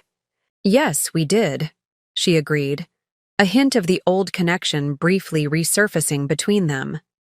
And I destroyed it, Alexander continued, the admission clearly difficult for him. Not just our marriage, but the partnership that made Meridian successful. I convinced myself that I was the visionary, that your caution was holding the company back, that I could replicate our success without your counterbalance. He ran a hand through his hair, a gesture of frustration Vivian remembered from their years together. I was wrong, catastrophically wrong, and not just about Meridian, about you. The admission hung in the air between them, its significance extending beyond business strategy to the personal betrayal that had catalyzed everything that followed. Why are you telling me this? Vivian asked, genuinely curious about his motivation for this unexpected moment of accountability. Alexander seemed to consider the question carefully before responding. Because I need to say it out loud, to you specifically. Because acknowledging the magnitude of my miscalculation is the first step toward whatever comes next for me professionally. And because, he hesitated briefly, because you deserve to hear it after everything. Vivian studied him, trying to discern whether this apparent contrition was genuine or merely a tactical maneuver. The Alexander she had married had been capable of remarkable charm when it served his purposes. But the man before her now seemed stripped of those polished defenses, revealing something more authentic beneath. What has come next for you? She asked. He shrugged slightly, the gesture uncharacteristically uncertain for someone who had always projected absolute confidence about his future. I don't know. The non-compete limits my options in the immediate term. My reputation in the industry has suffered. Several board positions I held have been quietly terminated. The parallel to Vivian's own situation 2 years earlier was striking. The professional isolation, the uncertain future, the painful reassessment of capabilities and options. Alexander was experiencing his own version of the devastation he had once inflicted on her. "It isn't easy starting over," Vivian observed, neither gloating nor sympathetic, simply stating a truth they now both understood. "No," Alexander agreed, "but you managed it. Rather spectacularly, in fact." A silence fell between them. Not the tense, angry silence of their boardroom confrontation, but something more contemplative, as two people who had once shared everything now found themselves on opposite sides of a chasm largely of one person's creation. "I should go," Alexander said finally, rising from his chair. "Thank you for seeing me. I know you had no obligation to do so." Vivian stood as well, maintaining the professional distance that now defined their relationship. "What did you hope to gain from this conversation, Alexander?" "Really?" He paused at the door, considering her question with unexpected thoughtfulness. "Closure, perhaps. Understanding. Or maybe just the chance to look you in the eye and acknowledge that you proved me wrong in every possible way." It was, perhaps, the most honest thing he had said to her in years, an unvarnished recognition of how completely his assessment of her had been proven wrong. Not just her business acumen, which he had dismissed, but her resilience, strategic thinking, and capacity for transformation. "I appreciate your candor," Vivian replied after a moment. "It's something that was often missing in our later years together." Alexander nodded, accepting the gentle rebuke. "For what it's worth, I'm not contesting the divorce settlement either. My attorney advised fighting for a larger share given Meridian's increased valuation under your leadership, but that seemed—" He searched for the right word. "Inappropriate, given the circumstances." "Thank you for that," Vivian said, genuine appreciation in her voice for this unexpected reasonableness. Alexander lingered at the threshold, seemingly reluctant to end the conversation despite having said what he came to say. "The industry gossip says you're implementing a complete restructuring of Meridian's acquisition strategy and reversing most of my major initiatives." "Not all," Vivian corrected. "But yes, we're pivoting toward sustainable growth rather than expansion at any cost. The market has responded favorably." "I've noticed," he said wryly. "My remaining Meridian shares are finally worth something again." The acknowledgement of her success in stabilizing the company he had nearly driven to failure was clearly difficult for him, but Vivian recognized the effort it represented, an admission that her approach had been right all along. "I should let you get back to your day," Alexander said, straightening his shoulders slightly, a gesture Vivian recognized as his attempt to reclaim some dignity. "Thank you again for seeing me." As he turned to leave, Vivian found herself calling after him. "Alexander," he paused, looking back with a question in his eyes. "The non-compete expires in 17 months, she said.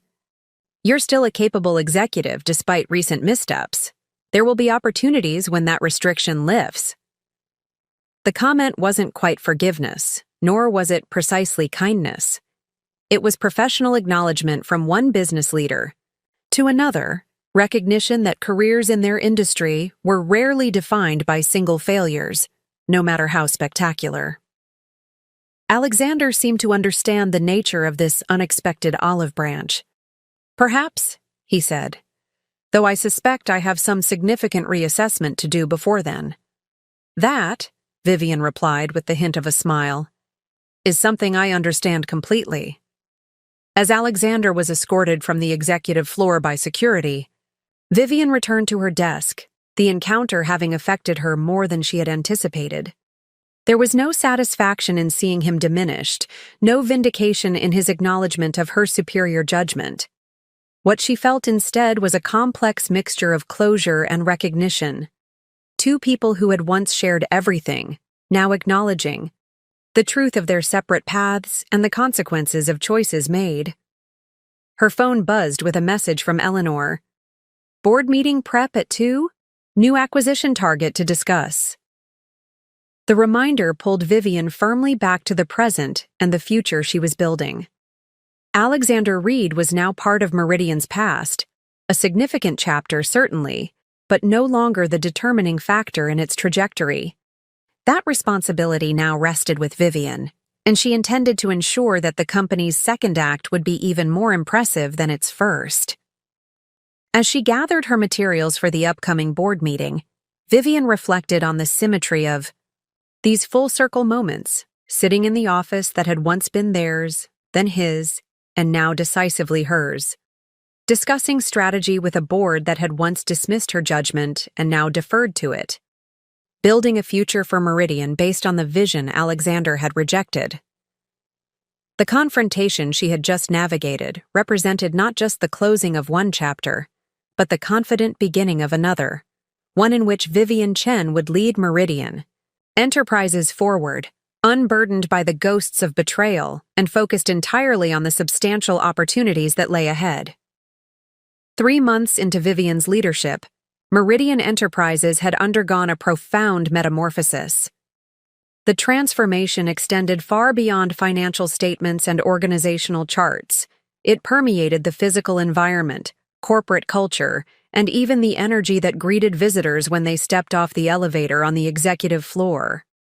The most visible changes began with the headquarters itself. Under Alexander's leadership, Meridian's office space had gradually evolved to reflect his personal aesthetic, imposing, status-oriented, and designed to intimidate rather than inspire. Dark woods, heavy furniture, closed doors, and hierarchical seating arrangements had signaled a top-down culture where information flowed in carefully controlled channels. Vivian's first major facilities project had been to literally open up these spaces, removing physical barriers that reinforce separation between departments and leadership levels. The executive floor, once a fortress of closed doors and administrative gatekeepers, was reconfigured with glass partitions and collaborative workspaces. Vivian's own office remained, but with transparent walls and a policy that prioritized accessibility over executive isolation. The environmental changes aren't just cosmetic, Vivian explained to the executive team as construction crews transformed the space around them. Physical barriers reinforce psychological ones. How we arrange our workspace directly influences how we think about collaboration, information sharing, and organizational hierarchy. The transformation extended to the technology development floors as well.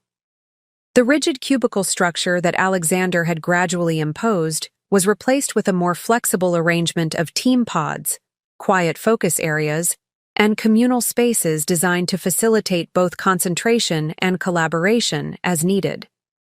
"I can't believe the difference," remarked Raj Patel, a senior developer who had been with Meridian since before Vivian's departure. Under Alexander, it felt like we were working in isolation chambers. Ideas stayed trapped in individual departments. Now it feels like ideas can breathe and evolve across boundaries again. The physical redesign was backed by substantial technology upgrades, another area that had stagnated under Alexander's leadership, as resources were diverted to acquisitions rather than infrastructure. Vivian authorized a comprehensive overhaul of Meridian's internal systems, prioritizing tools that facilitated collaboration, transparent project tracking, and cross-functional communication. But perhaps the most profound environmental transformation was in the intangible atmosphere that permeated Meridian's offices, the nervous tension that had characterized Alexander's final year, when employees carefully guarded information, avoided challenging leadership directives, and focused on political survival rather than innovation, had dissipated remarkably quickly. In its place emerged a renewed energy, a sense of possibility that longtime employees recognized from Meridian's early days when Vivian and Alexander had led as true partners. The difference was palpable to anyone who had experienced both eras. "It's like we can breathe again," observed Diane Matthews during a check-in with Vivian. "People are excited to come to work. They're volunteering ideas in meetings instead of waiting to be called on. They're collaborating across departments without being forced to." This cultural shift wasn't accidental. Vivian had deliberately modeled the behaviors she wanted to see throughout the organization. asking questions rather than issuing directives, acknowledging uncertainty where it existed rather than projecting false confidence, and explicitly valuing diverse perspectives in decision-making processes. The transformation extended to Meridian's meeting culture as well. The lengthy, presentation-heavy sessions that had become standard under Alexander's leadership were replaced by focused discussions with clear objectives and broad participation. Status meetings were conducted via collaborative documents rather than time-consuming in-person updates. And most significantly, dissenting opinions were not merely tolerated, but actively encouraged. "I need people who will tell me when I'm wrong," Vivian explained during an all-hands gathering 2 months into her tenure. The greatest risk to any organization is leadership that hears only what it wants to hear. That's how we ended up with the Vertex merger disaster. This explicit commitment to intellectual honesty resonated throughout Meridian, particularly with employees who had witnessed Alexander's increasing intolerance for perspectives that challenged his vision. The result was the environmental transformation, not just in physical space, but in the conversational space where ideas were exchanged and decisions made. The effects of these changes became evident in unexpected ways. Employee sick days decreased by 22% compared to the same quarter the previous year. Applications for internal transfers, often an indicator of departmental dysfunction, dropped by 68%. And perhaps most tellingly, Meridian's Glassdoor ratings improved from 2.8 to a stellar 4.6 in just 3 months, with anonymous reviews specifically, citing the improved work environment and leadership transparency. Even Meridian's client interactions reflected this environmental transformation. The sleek, intimidation-focused meeting rooms that Alexander had designed to project power during negotiations were reconfigured to facilitate genuine partnership discussions. The change was subtle but significant, replacing the massive boardroom table with modular furniture that could be arranged based on the nature of the conversation, adding interactive technology that enabled real-time collaboration, ensuring equal sightlines and comfortable seating for all participants rather than elevated positions for Meridian representatives. Our physical environment should reflect our business philosophy, Vivian explained to the sales team during training on the new approach. "We're not here to overpower clients, but to solve problems with them. Our spaces should facilitate that partnership rather than undermine it." The client response was overwhelmingly positive. Several major accounts that had been considering moving to competitors specifically cited the shift in Meridian's approach as a factor in their decision to renew contracts. "It's not just that the software is better," explained the CTO of Westfield Financial during a renewal discussion. "It's that working with Meridian feels different now. We're treated like partners rather than targets. Our feedback is actually incorporated rather than dismissed." 6 weeks into these transformations, Vivian received an unexpected email from Lisa Kwan, the former VP of Product Development, who had warned her about Alexander's plans 2 years earlier. Lisa had left Meridian during Alexander's tenure, joining a smaller competitor where she had subsequently been promoted to Chief Product Officer. "I visited Meridian yesterday for a potential partnership discussion," Lisa wrote. "I almost didn't recognize the place. Not just the physical changes, but the energy of the people. Whatever you're doing, it's working. For the first time in years, I felt a twinge of regret about leaving." The message reinforced what Vivian was increasingly recognizing. The environmental transformation of Meridian under her leadership wasn't just about undoing Alexander's mistakes or returning to some earlier version of the company. It was about creating something new, a synthesis that combined the innovative spirit of Meridian's early days with the strategic clarity and operational discipline Vivian had developed during her time building Horizon Capital. The transformation extended to Meridian's branding and external presence as well. The aggressive, competition-focused messaging that had characterized Alexander's marketing approach was replaced by communication that emphasized problem-solving, client success, and sustainable innovation. The corporate website was redesigned to highlight client case studies rather than Meridian's size or market position. Press releases focused on product improvements and client outcomes rather than acquisitions and growth metrics. "We're shifting the narrative," Vivian explained to the marketing team. "Meridian isn't about dominating markets. It's about solving real problems with sustainable technology solutions. That's the company we originally built, and it's the company we're becoming again, just with greater scale and capability." This realignment of Meridian's external identity with its internal transformation created a powerful coherence that resonated with employees, clients, and industry observers alike. The company wasn't just saying it had changed, it was demonstrating that change in every aspect of its operations and interactions. 3 months after taking control of Meridian, Vivian stood in the center of the transformed executive floor, observing the activity around her. Engineers collaborated with marketing specialists at a shared workspace that had once been Alexander's private conference room. Account managers and developers huddled around a prototype display, debating user experience, improvements with animated enthusiasm. Through glass partitions, she could see her executive team engaged in spontaneous problem-solving rather than formal presentations.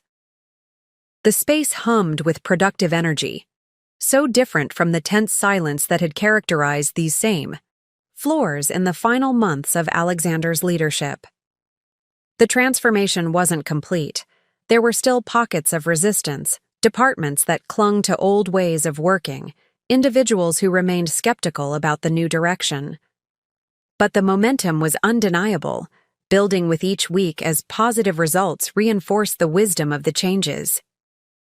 Eleanor Blackwell joined Vivian for their weekly walkthrough of the headquarters, her shrewd investor's eye taking in the transformed environment. "You've essentially rebuilt the company's DNA in a single quarter," she observed. "That's extraordinarily difficult to achieve, particularly in an organization of this size." "The foundations were always there," Vivian replied. "Meridian's original culture was collaborative and innovation-focused. I'm not creating something new so much as removing the barriers that prevented that culture from thriving." They paused at the windows overlooking Seattle, the same view that had once framed Alexander's power displays during client meetings, now serving as a shared space where employees gathered for informal discussions and creative thinking. Still, Eleanor persisted. "The speed of the transformation is remarkable. I've invested in dozens of turnaround situations, and they typically take much longer to show meaningful cultural change." Vivian considered this assessment, recognizing its accuracy. "I think it's because I'm not an outside CEO brought in to fix a troubled company. I'm a founder returning to the organization I helped create. There was a reservoir of institutional memory, people who remembered what Meridian was before Alexander's later approach took hold. They weren't resisting change so much as welcoming a return to core values they already shared." This insight captured the essence of Meridian's environmental transformation under Vivian's leadership. Not a revolution imposed from above, but a reconnection with founding principles that had been obscured but never fully erased during Alexander's tenure. The physical changes to workspace, the technological upgrades, the shifts in meeting culture and decision-making processes all were expressions of this fundamental realignment with Meridian's original DNA. As Vivian and Eleanor continued their tour of the transformed headquarters, they passed the office that had once been Alexander's domain, now a collaborative innovation lab where cross-functional teams tackled the company's most challenging problems. The symbolic significance wasn't lost on either woman. The space once reserved for individual power was now dedicated to collective intelligence. The environmental transformation of Meridian Enterprises under Vivian's leadership had indeed been remarkably swift and comprehensive. But its true significance lay not in the changed physical spaces or reorganized departments, but in how these environmental shifts enabled and reinforced a deeper transformation in how Meridian functioned, innovated, and engaged with both employees and clients. This was no mere cosmetic renovation. but a fundamental reimagining of what Meridian could be. A vision that Vivian had carried with her through the darkest days after Alexander's betrayal, and was now bringing to life with the full resources and authority of her position as CEO. 6 months after Vivian Chen assumed leadership of Meridian Enterprises, the quarterly earnings call provided undeniable evidence of the company's remarkable transformation. Financial analysts who had been skeptical about yet another leadership change now found themselves confronted with metrics that told a compelling story of recovery and renewed growth. Meridian has achieved what few companies manage following a near crisis, noted Sarah Mendelson, senior technology analyst at Goldman Sachs, in her post-earnings report. Not merely stabilization, but a complete strategic realignment that has positioned them for sustainable growth. CEO Vivian Chen has effectively salvaged a company that was rapidly approaching a liquidity crisis under previous leadership. The numbers validated this assessment. Revenue had stabilized and begun growing again, with a 12% increase quarter over quarter. Operating margins had improved from a concerning 8% to a healthy 22% through strategic cost management and operational efficiencies. Most impressively, client retention had rebounded from 74% to 91%, a dramatic reversal of the downward trend that had characterized Alexander's final year. Our focus has been on fundamentals, Vivian explained during the earnings call, her confidence evident as she walked analysts through the results. Rather than pursuing growth at any cost, we've prioritized client satisfaction, product excellence, and strategic partnership development. The financial results reflect the wisdom of this balanced approach. The market responded enthusiastically, with Meridian's stock climbing 17% in the day following the earnings announcement. Financial news channels that had previously run segments questioning Meridian's viability now featured analysts praising its dramatic turnaround. Chen has essentially executed a masterclass in corporate recovery, observed Michael Fierro on CNBC's Closing Bell. She inherited a company with dangerous leverage levels, declining client satisfaction, and a failed merger attempt. 6 months later, Meridian is once again being viewed as a potential industry leader rather than an acquisition target. This external validation was gratifying, but for Vivian, the most meaningful evidence of success came from within Meridian itself. Employee surveys revealed a transformation in morale and engagement that mirrored the financial improvements. Overall, employee satisfaction had increased from 62% to 87%. Reported incidents of workplace stress had decreased by 41%, and perhaps most tellingly, voluntary departures had dropped by 68% compared to the same period the previous year. People aren't just staying because the company is stable again, observed Samantha Okafor, the newly promoted Chief People Officer. They're staying because they believe in the direction we're heading. They can see the connection between their work and Meridian's success in a way that had become obscured. This renewed sense of purpose was evident in the product development teams as well. Under Alexander's leadership, innovation had increasingly focused on features that could be marketed for competitive advantage rather than solving genuine client problems. As a result, Meridian's once legendary product reputation had gradually eroded, with clients increasingly viewing their offerings as flashy but superficial. Vivian's reorientation of the product strategy toward substantive improvement was already yielding results. The latest release of Meridian's flagship enterprise management platform had received the highest client satisfaction ratings in 3 years. Industry reviewers noted the software's improved performance, intuitive design, and thoughtful integration of features that addressed long-standing client pain points. "It's like they're actually listening to us again," remarked the CIO of Barton Healthcare, a major Meridian client who had been considering switching providers before Vivian's return. The latest update addressed issues we've been raising for years that were repeatedly deprioritized under the previous leadership. Perhaps the most convincing evidence of Meridian's successful transformation came in the form of client acquisition and retention metrics. Under Alexander's leadership, The sales team had been incentivized to focus almost exclusively on new client acquisition, often at the expense of maintaining relationships with existing clients. The result had been an expensive churn cycle, with new clients being signed at premium rates, while established customers quietly departed. Vivian had restructured both the sales strategy and compensation model to prioritize long-term client partnerships over short-term acquisition metrics. The results were remarkable. Not only had client retention improved dramatically, but the cost of sales had decreased by 31% as more business came through referrals and expanded engagements with existing clients. We're no longer selling to clients. We're solving problems with them, explained Marcus Rodriguez, the newly appointed Chief Revenue Officer who had previously worked with Vivian during Meridian's early days. That fundamental shift in approach has transformed how our clients view their relationship with Meridian, from vendor to partner. This transformation was perhaps best illustrated by the case of Westfield Financial, which had reduced its Meridian contract by 60% during Alexander's final year and had been on the verge of complete departure. 6 months into Vivian's leadership, Westfield had not only restored its original contract value, but had expanded it by an additional 25%, specifically citing Meridian's renewed focus on client success as the determining factor. The Westfield recovery isn't just about revenue, Vivian noted during the executive team's monthly strategy session. It's validation of our entire approach.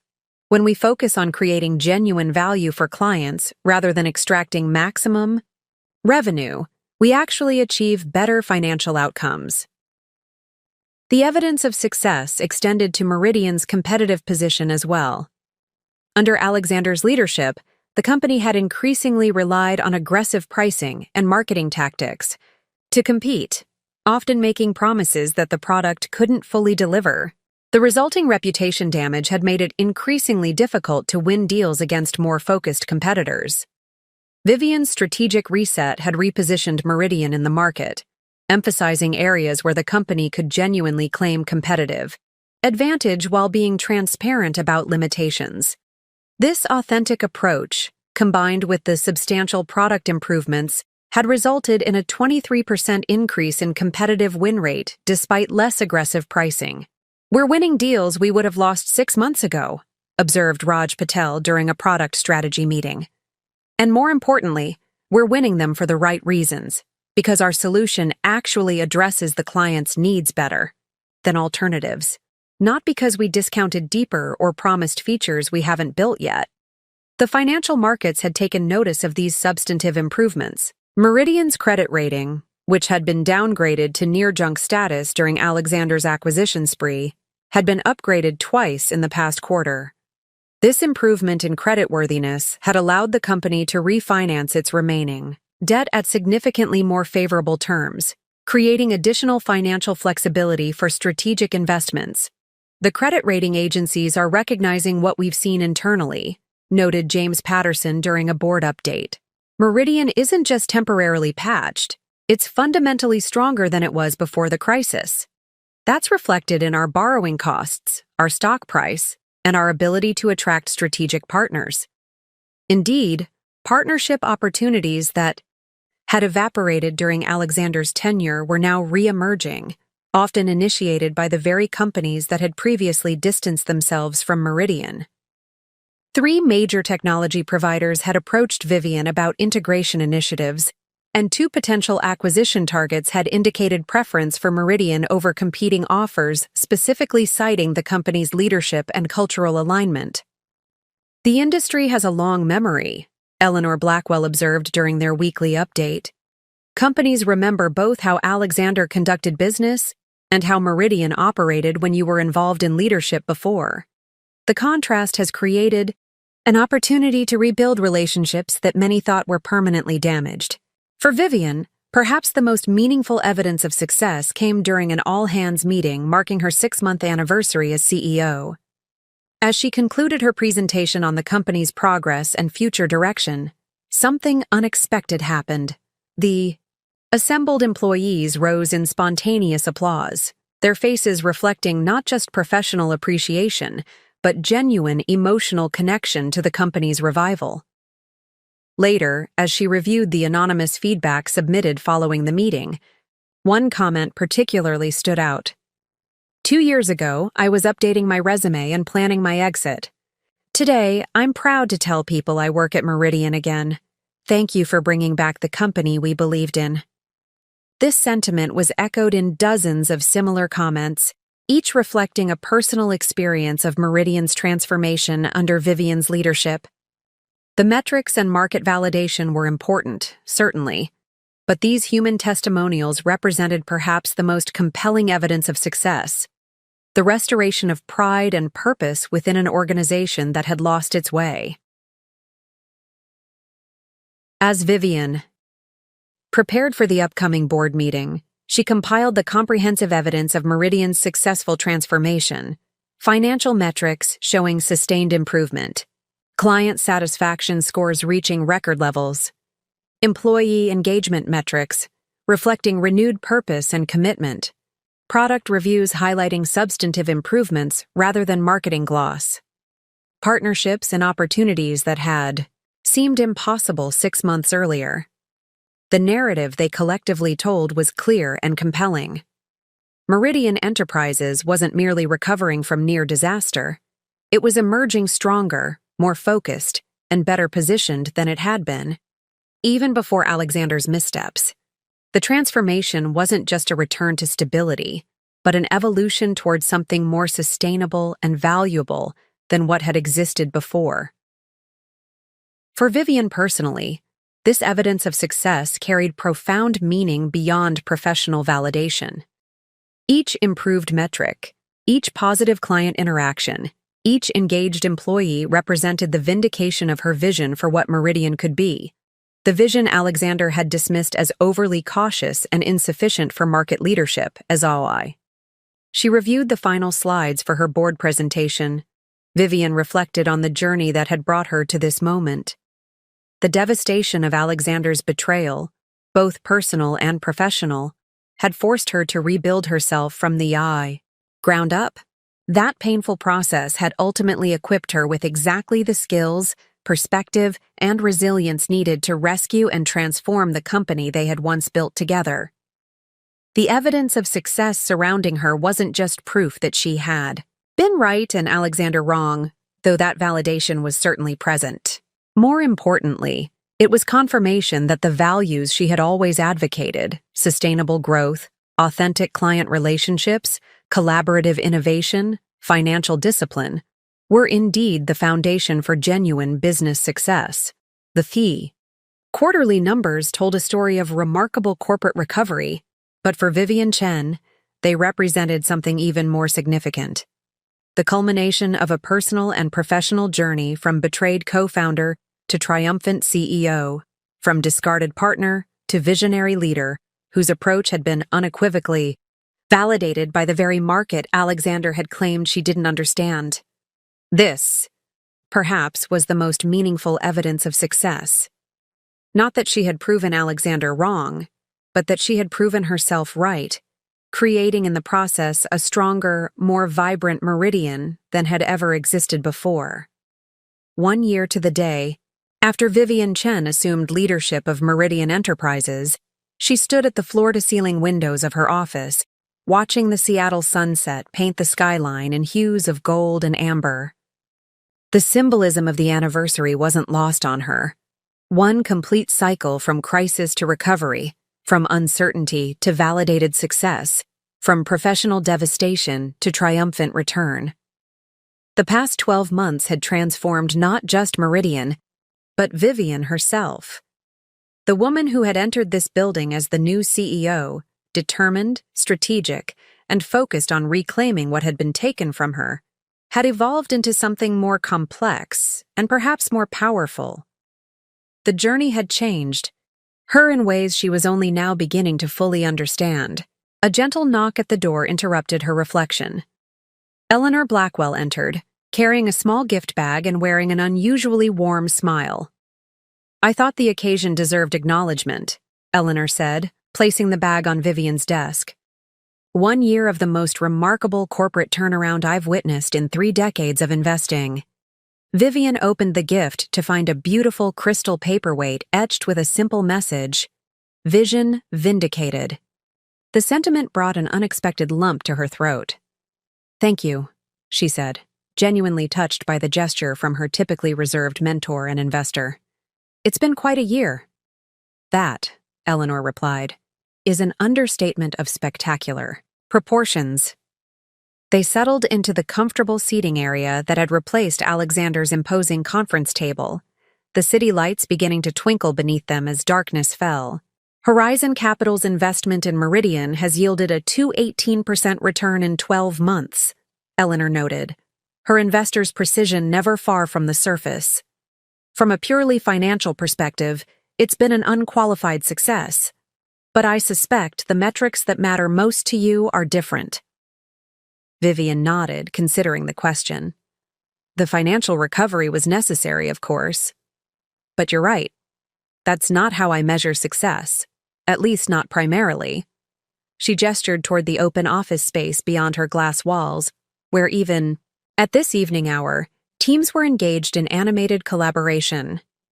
"I measure it in the restoration of Meridian's culture, in products that genuinely solve client problems, in an organization that functions from authentic values rather than ego or acquisition metrics. And on a personal level?" Eleanor asked, her gaze shrewd but compassionate. "How do you measure the success of your own journey through all this?"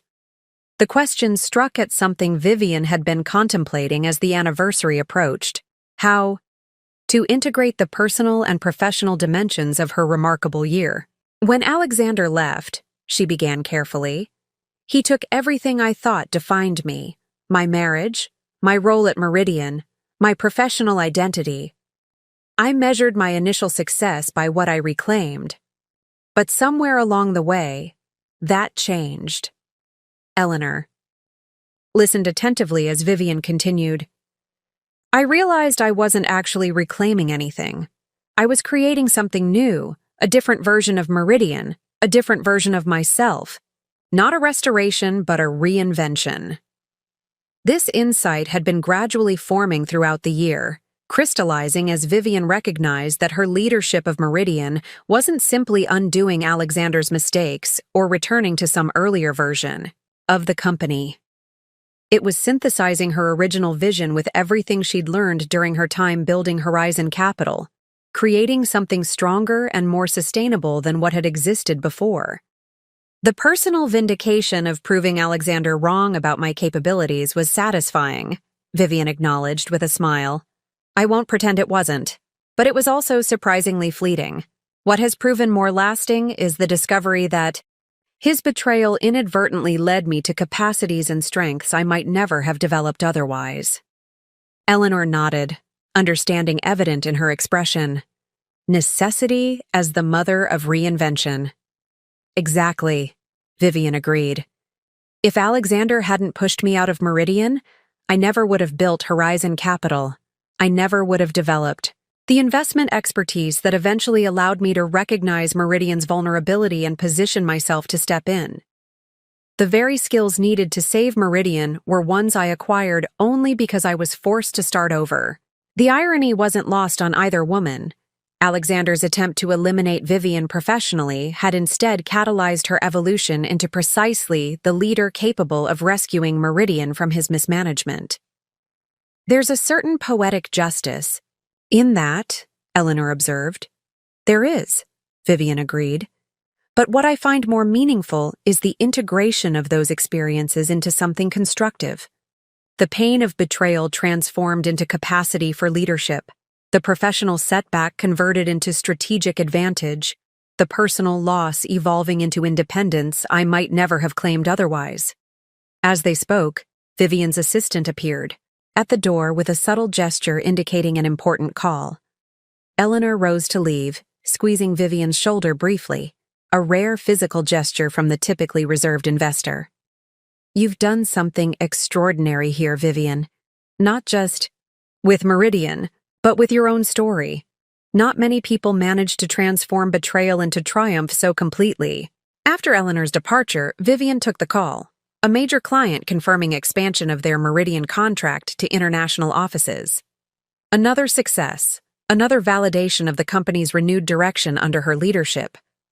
When she hung up, Vivian found herself drawn back to the windows, to the cityscape now fully illuminated against the night sky. 1 year ago, she had stood in this same spot, looking out at these same lights, feeling the weight of responsibility for a company in crisis.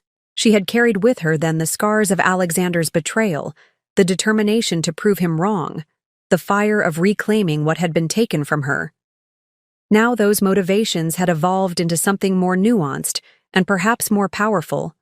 The desire to prove Alexander wrong had been satisfied and then transcended, replaced by a vision that had nothing to do with him and everything to do with what Meridian could become under leadership that valued sustainable growth over ego-driven expansion.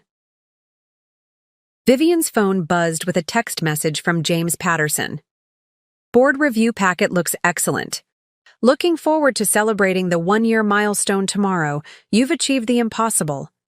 The affirmation brought a smile to Vivian's face, but also a moment of reflection on how her relationship with validation had changed over the past year.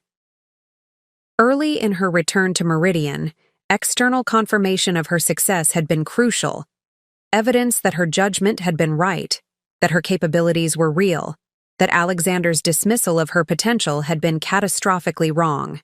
Now, 12 months later, she found herself less invested in external validation and more centered in her own assessment of what mattered.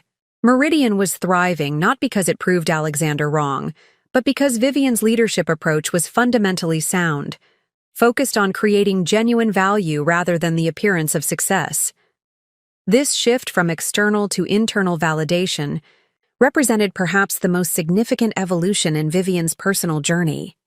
The woman who had once been devastated by Alexander's rejection now stood complete in herself, her worth no longer tethered to his or anyone else's assessment. As she gathered her things to leave for the evening, Vivian noticed a small frame on her desk that hadn't been there earlier, clearly another anniversary gift, this one from her executive team.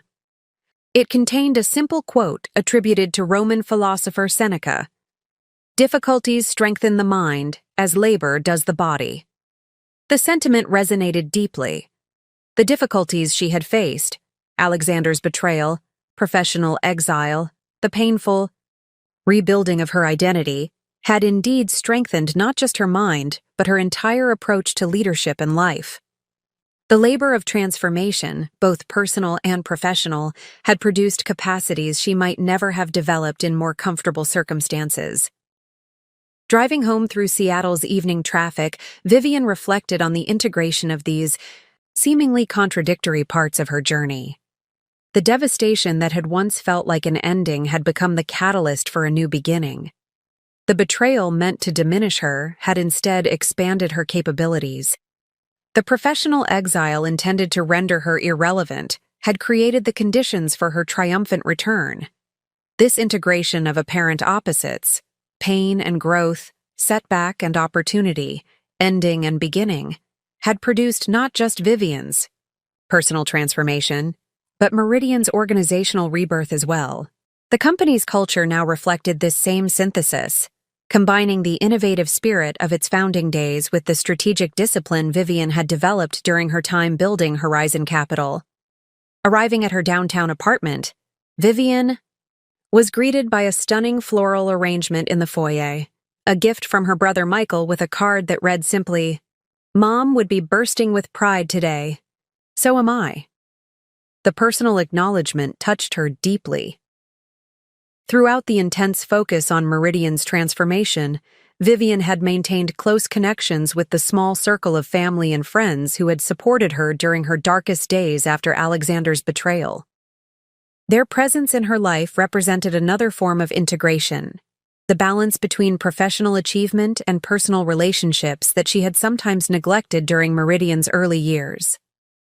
Later that evening, as Vivian prepared materials for the next day's board meeting commemorating her first year as CEO, she found herself drawn to an article that had appeared in that morning's Seattle Business Chronicle. Meridian's Renaissance: How Vivian Chen Transformed Betrayal into Billion-Dollar Success. The headline made her smile. Journalists did love their dramatic narratives. But as she skimmed the article, she found it captured something essential about her journey. The writer had interviewed several Meridian employees, clients, and industry analysts, weaving together a narrative that extended beyond business metrics to the human dimension of the company's transformation. Chen's leadership represents a new model of corporate resilience, the article concluded. Not the ego-driven, acquisition-obsessed approach that nearly destroyed Meridian, but a balanced vision that values sustainable growth, authentic client relationships, and organizational health. In proving her ex-husband catastrophically wrong about her capabilities, Chen has simultaneously validated a leadership approach that the technology industry desperately needs. The assessment was gratifying, particularly the recognition that what had occurred at Meridian wasn't just a personal vindication, but a validation of an entire leadership philosophy, one that prioritized genuine value creation over the appearance of success, sustainable growth over reactive expansion, and collaborative innovation over top-down control. As midnight approached on this significant anniversary, Vivian allowed herself a final moment of reflection. The journey from devastated ex-wife to triumphant CEO had not been what she would have chosen. The pain of betrayal too acute, the professional setback too severe, the personal loss too profound. Yet standing on the other side of that transformation, she could acknowledge that these very difficulties had forged something extraordinary, both in herself and in the company she now led. The Vivian Chen who had sobbed on her bedroom floor as Alexander packed his suitcase could never have imagined the woman she would become through that crucible.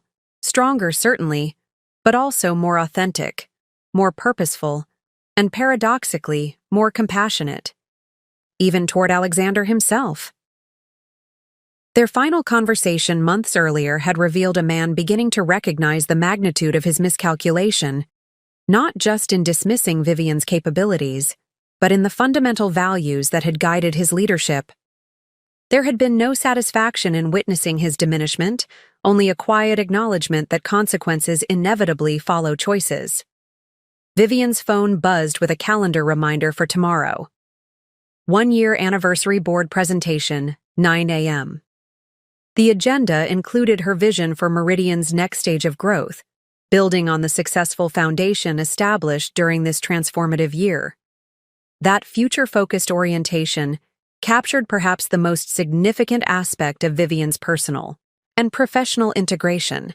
She was no longer defined by her past with Alexander, or even by her triumphant return to Meridian.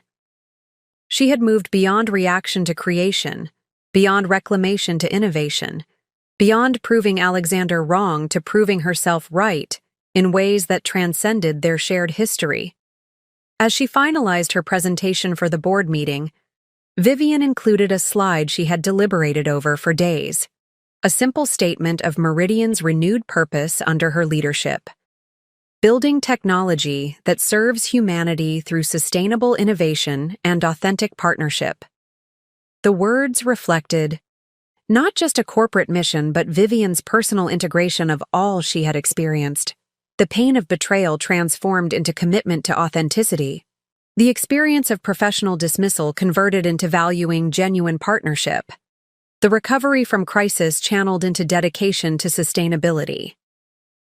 Morning found Vivian Chen striding confidently through Meridian's headquarters, greeting employees by name, exchanging brief updates with department heads, her presence exuding the calm authority that had become her leadership signature. The boardroom awaited, its configuration transformed like so much else in the company. No longer designed for power displays but for collaborative decision-making and strategic clarity. As board members gathered, the atmosphere reflected the dramatic shift in Meridian's trajectory over the past 12 months. From crisis to stability, from vulnerability to strength, from uncertainty to validated success. James Patterson, who had witnessed both Vivian's departure and her triumphant return, greeted her with genuine warmth. "1 year ago, we took a chance on your vision for Meridian's recovery," he said quietly. "It might be the best decision this board has ever made." Vivian smiled, acknowledging the compliment while recognizing that taking a chance hadn't quite captured what had occurred. The board hadn't gambled on an unknown quantity. They had recognized in Vivian the leadership qualities Meridian desperately needed, the same qualities Alexander had systematically dismissed and attempted to erase from the company's culture. As she prepared to present her anniversary assessment and future vision to the board, Vivian Chen stood not as Alexander Reed's ex-wife who had improbably reclaimed her position, but as Meridian's CEO who had earned that role through demonstrated capability and validated results. The distinction was subtle but profound. A shift from identity defined by relationship to identity established through independent achievement. "Good morning," Vivian began, her voice confident and clear. 1 year ago, Meridian Enterprises stood at a critical inflection point, facing challenges that threatened its very existence. Today, we gather to celebrate not just recovery, but renaissance, a fundamental reimagining of what this company can be and the value it can create in the world. As she guided the board through Meridian's remarkable transformation, financial, metrics, client success stories, product innovations, cultural evolution, Vivian recognized that she was simultaneously presenting the narrative of her own journey. The company's integration of apparent opposites, innovative spirit with financial discipline, technical excellence with human-centered design, ambitious vision with sustainable execution, mirrored her personal integration of seemingly contradictory experiences. The betrayal that had once threatened to destroy her had become the catalyst for her greatest achievements. The professional dismissal meant to render her irrelevant had created the conditions for her most significant contributions. The personal loss that had seemed devastating had ultimately led to a more authentic and powerful sense of self. This integration of past and present, pain and purpose, ending and beginning, represented the true culmination of Vivian Chen's extraordinary journey. Not merely surviving betrayal, but transforming it into the foundation for unprecedented success. Not simply reclaiming what had been taken, but creating something far more valuable in its place.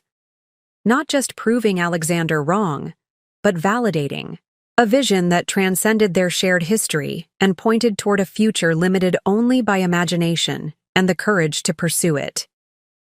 As Vivian concluded her presentation to enthusiastic board approval, she carried within her the quiet certainty that this anniversary marked not just a milestone in Meridian's recovery, but the completion of a personal transformation more profound than any corporate turnaround. The woman who had once defined herself in relation to Alexander Reed, as wife, as co-founder, as betrayed partner, now stood complete in herself, her identity forged through challenge, her purpose clarified through adversity, her vision validated through results. The journey that had begun with a devastating betrayal had culminated in triumph beyond mere revenge, the creation of a stronger, more authentic self, and a more vibrant, purposeful Meridian than had ever existed before. In the end, Alexander's most significant contribution to Vivian's life hadn't been the company they built together, or even the betrayal that shattered her world, but the opportunity that betrayal inadvertently created for her to discover capabilities, purpose, and strength she might never have claimed otherwise. As board members offered congratulations and shared their perspectives on Meridian's extraordinary year, Vivian felt a deep sense of completion, not of her journey, which would continue to evolve in ways she couldn't yet imagine, but of the chapter that had begun with betrayal and culminated in this moment of integrated triumph. Whatever the future held for Vivian Chen and for Meridian Enterprises, it would be shaped not by reaction to the past, but by vision for the future, not by proving others wrong, but by creating something authentically right. In that realization lay perhaps the most profound evidence of Vivian's transformation. She had moved beyond the need for vindication to the freedom of creation, beyond the shadow of betrayal to the light of possibility, beyond the limitations of what had been to the expansive potential of what could be. And in that integration of her past experiences with her present purpose and future vision, Vivian Chen had achieved something far more significant than reclaiming a company from the man who had betrayed her. She had claimed a self more powerful, more authentic, and more complete than any external circumstance could diminish or define. That, in the end, was the true measure of her success. Not that she owned the company that had fired her ex-husband, but that she had become a woman whose worth was no longer tied to his or anyone else's assessment. In transforming betrayal into triumph, Vivian had discovered that the most important company to reclaim had been herself. Up next, you've got 2 more standout stories right on your screen. If this one hit the mark, you won't want to pass these up. Just click and check them out. And don't forget to subscribe and turn on the notification bell so you don't miss any upload from us.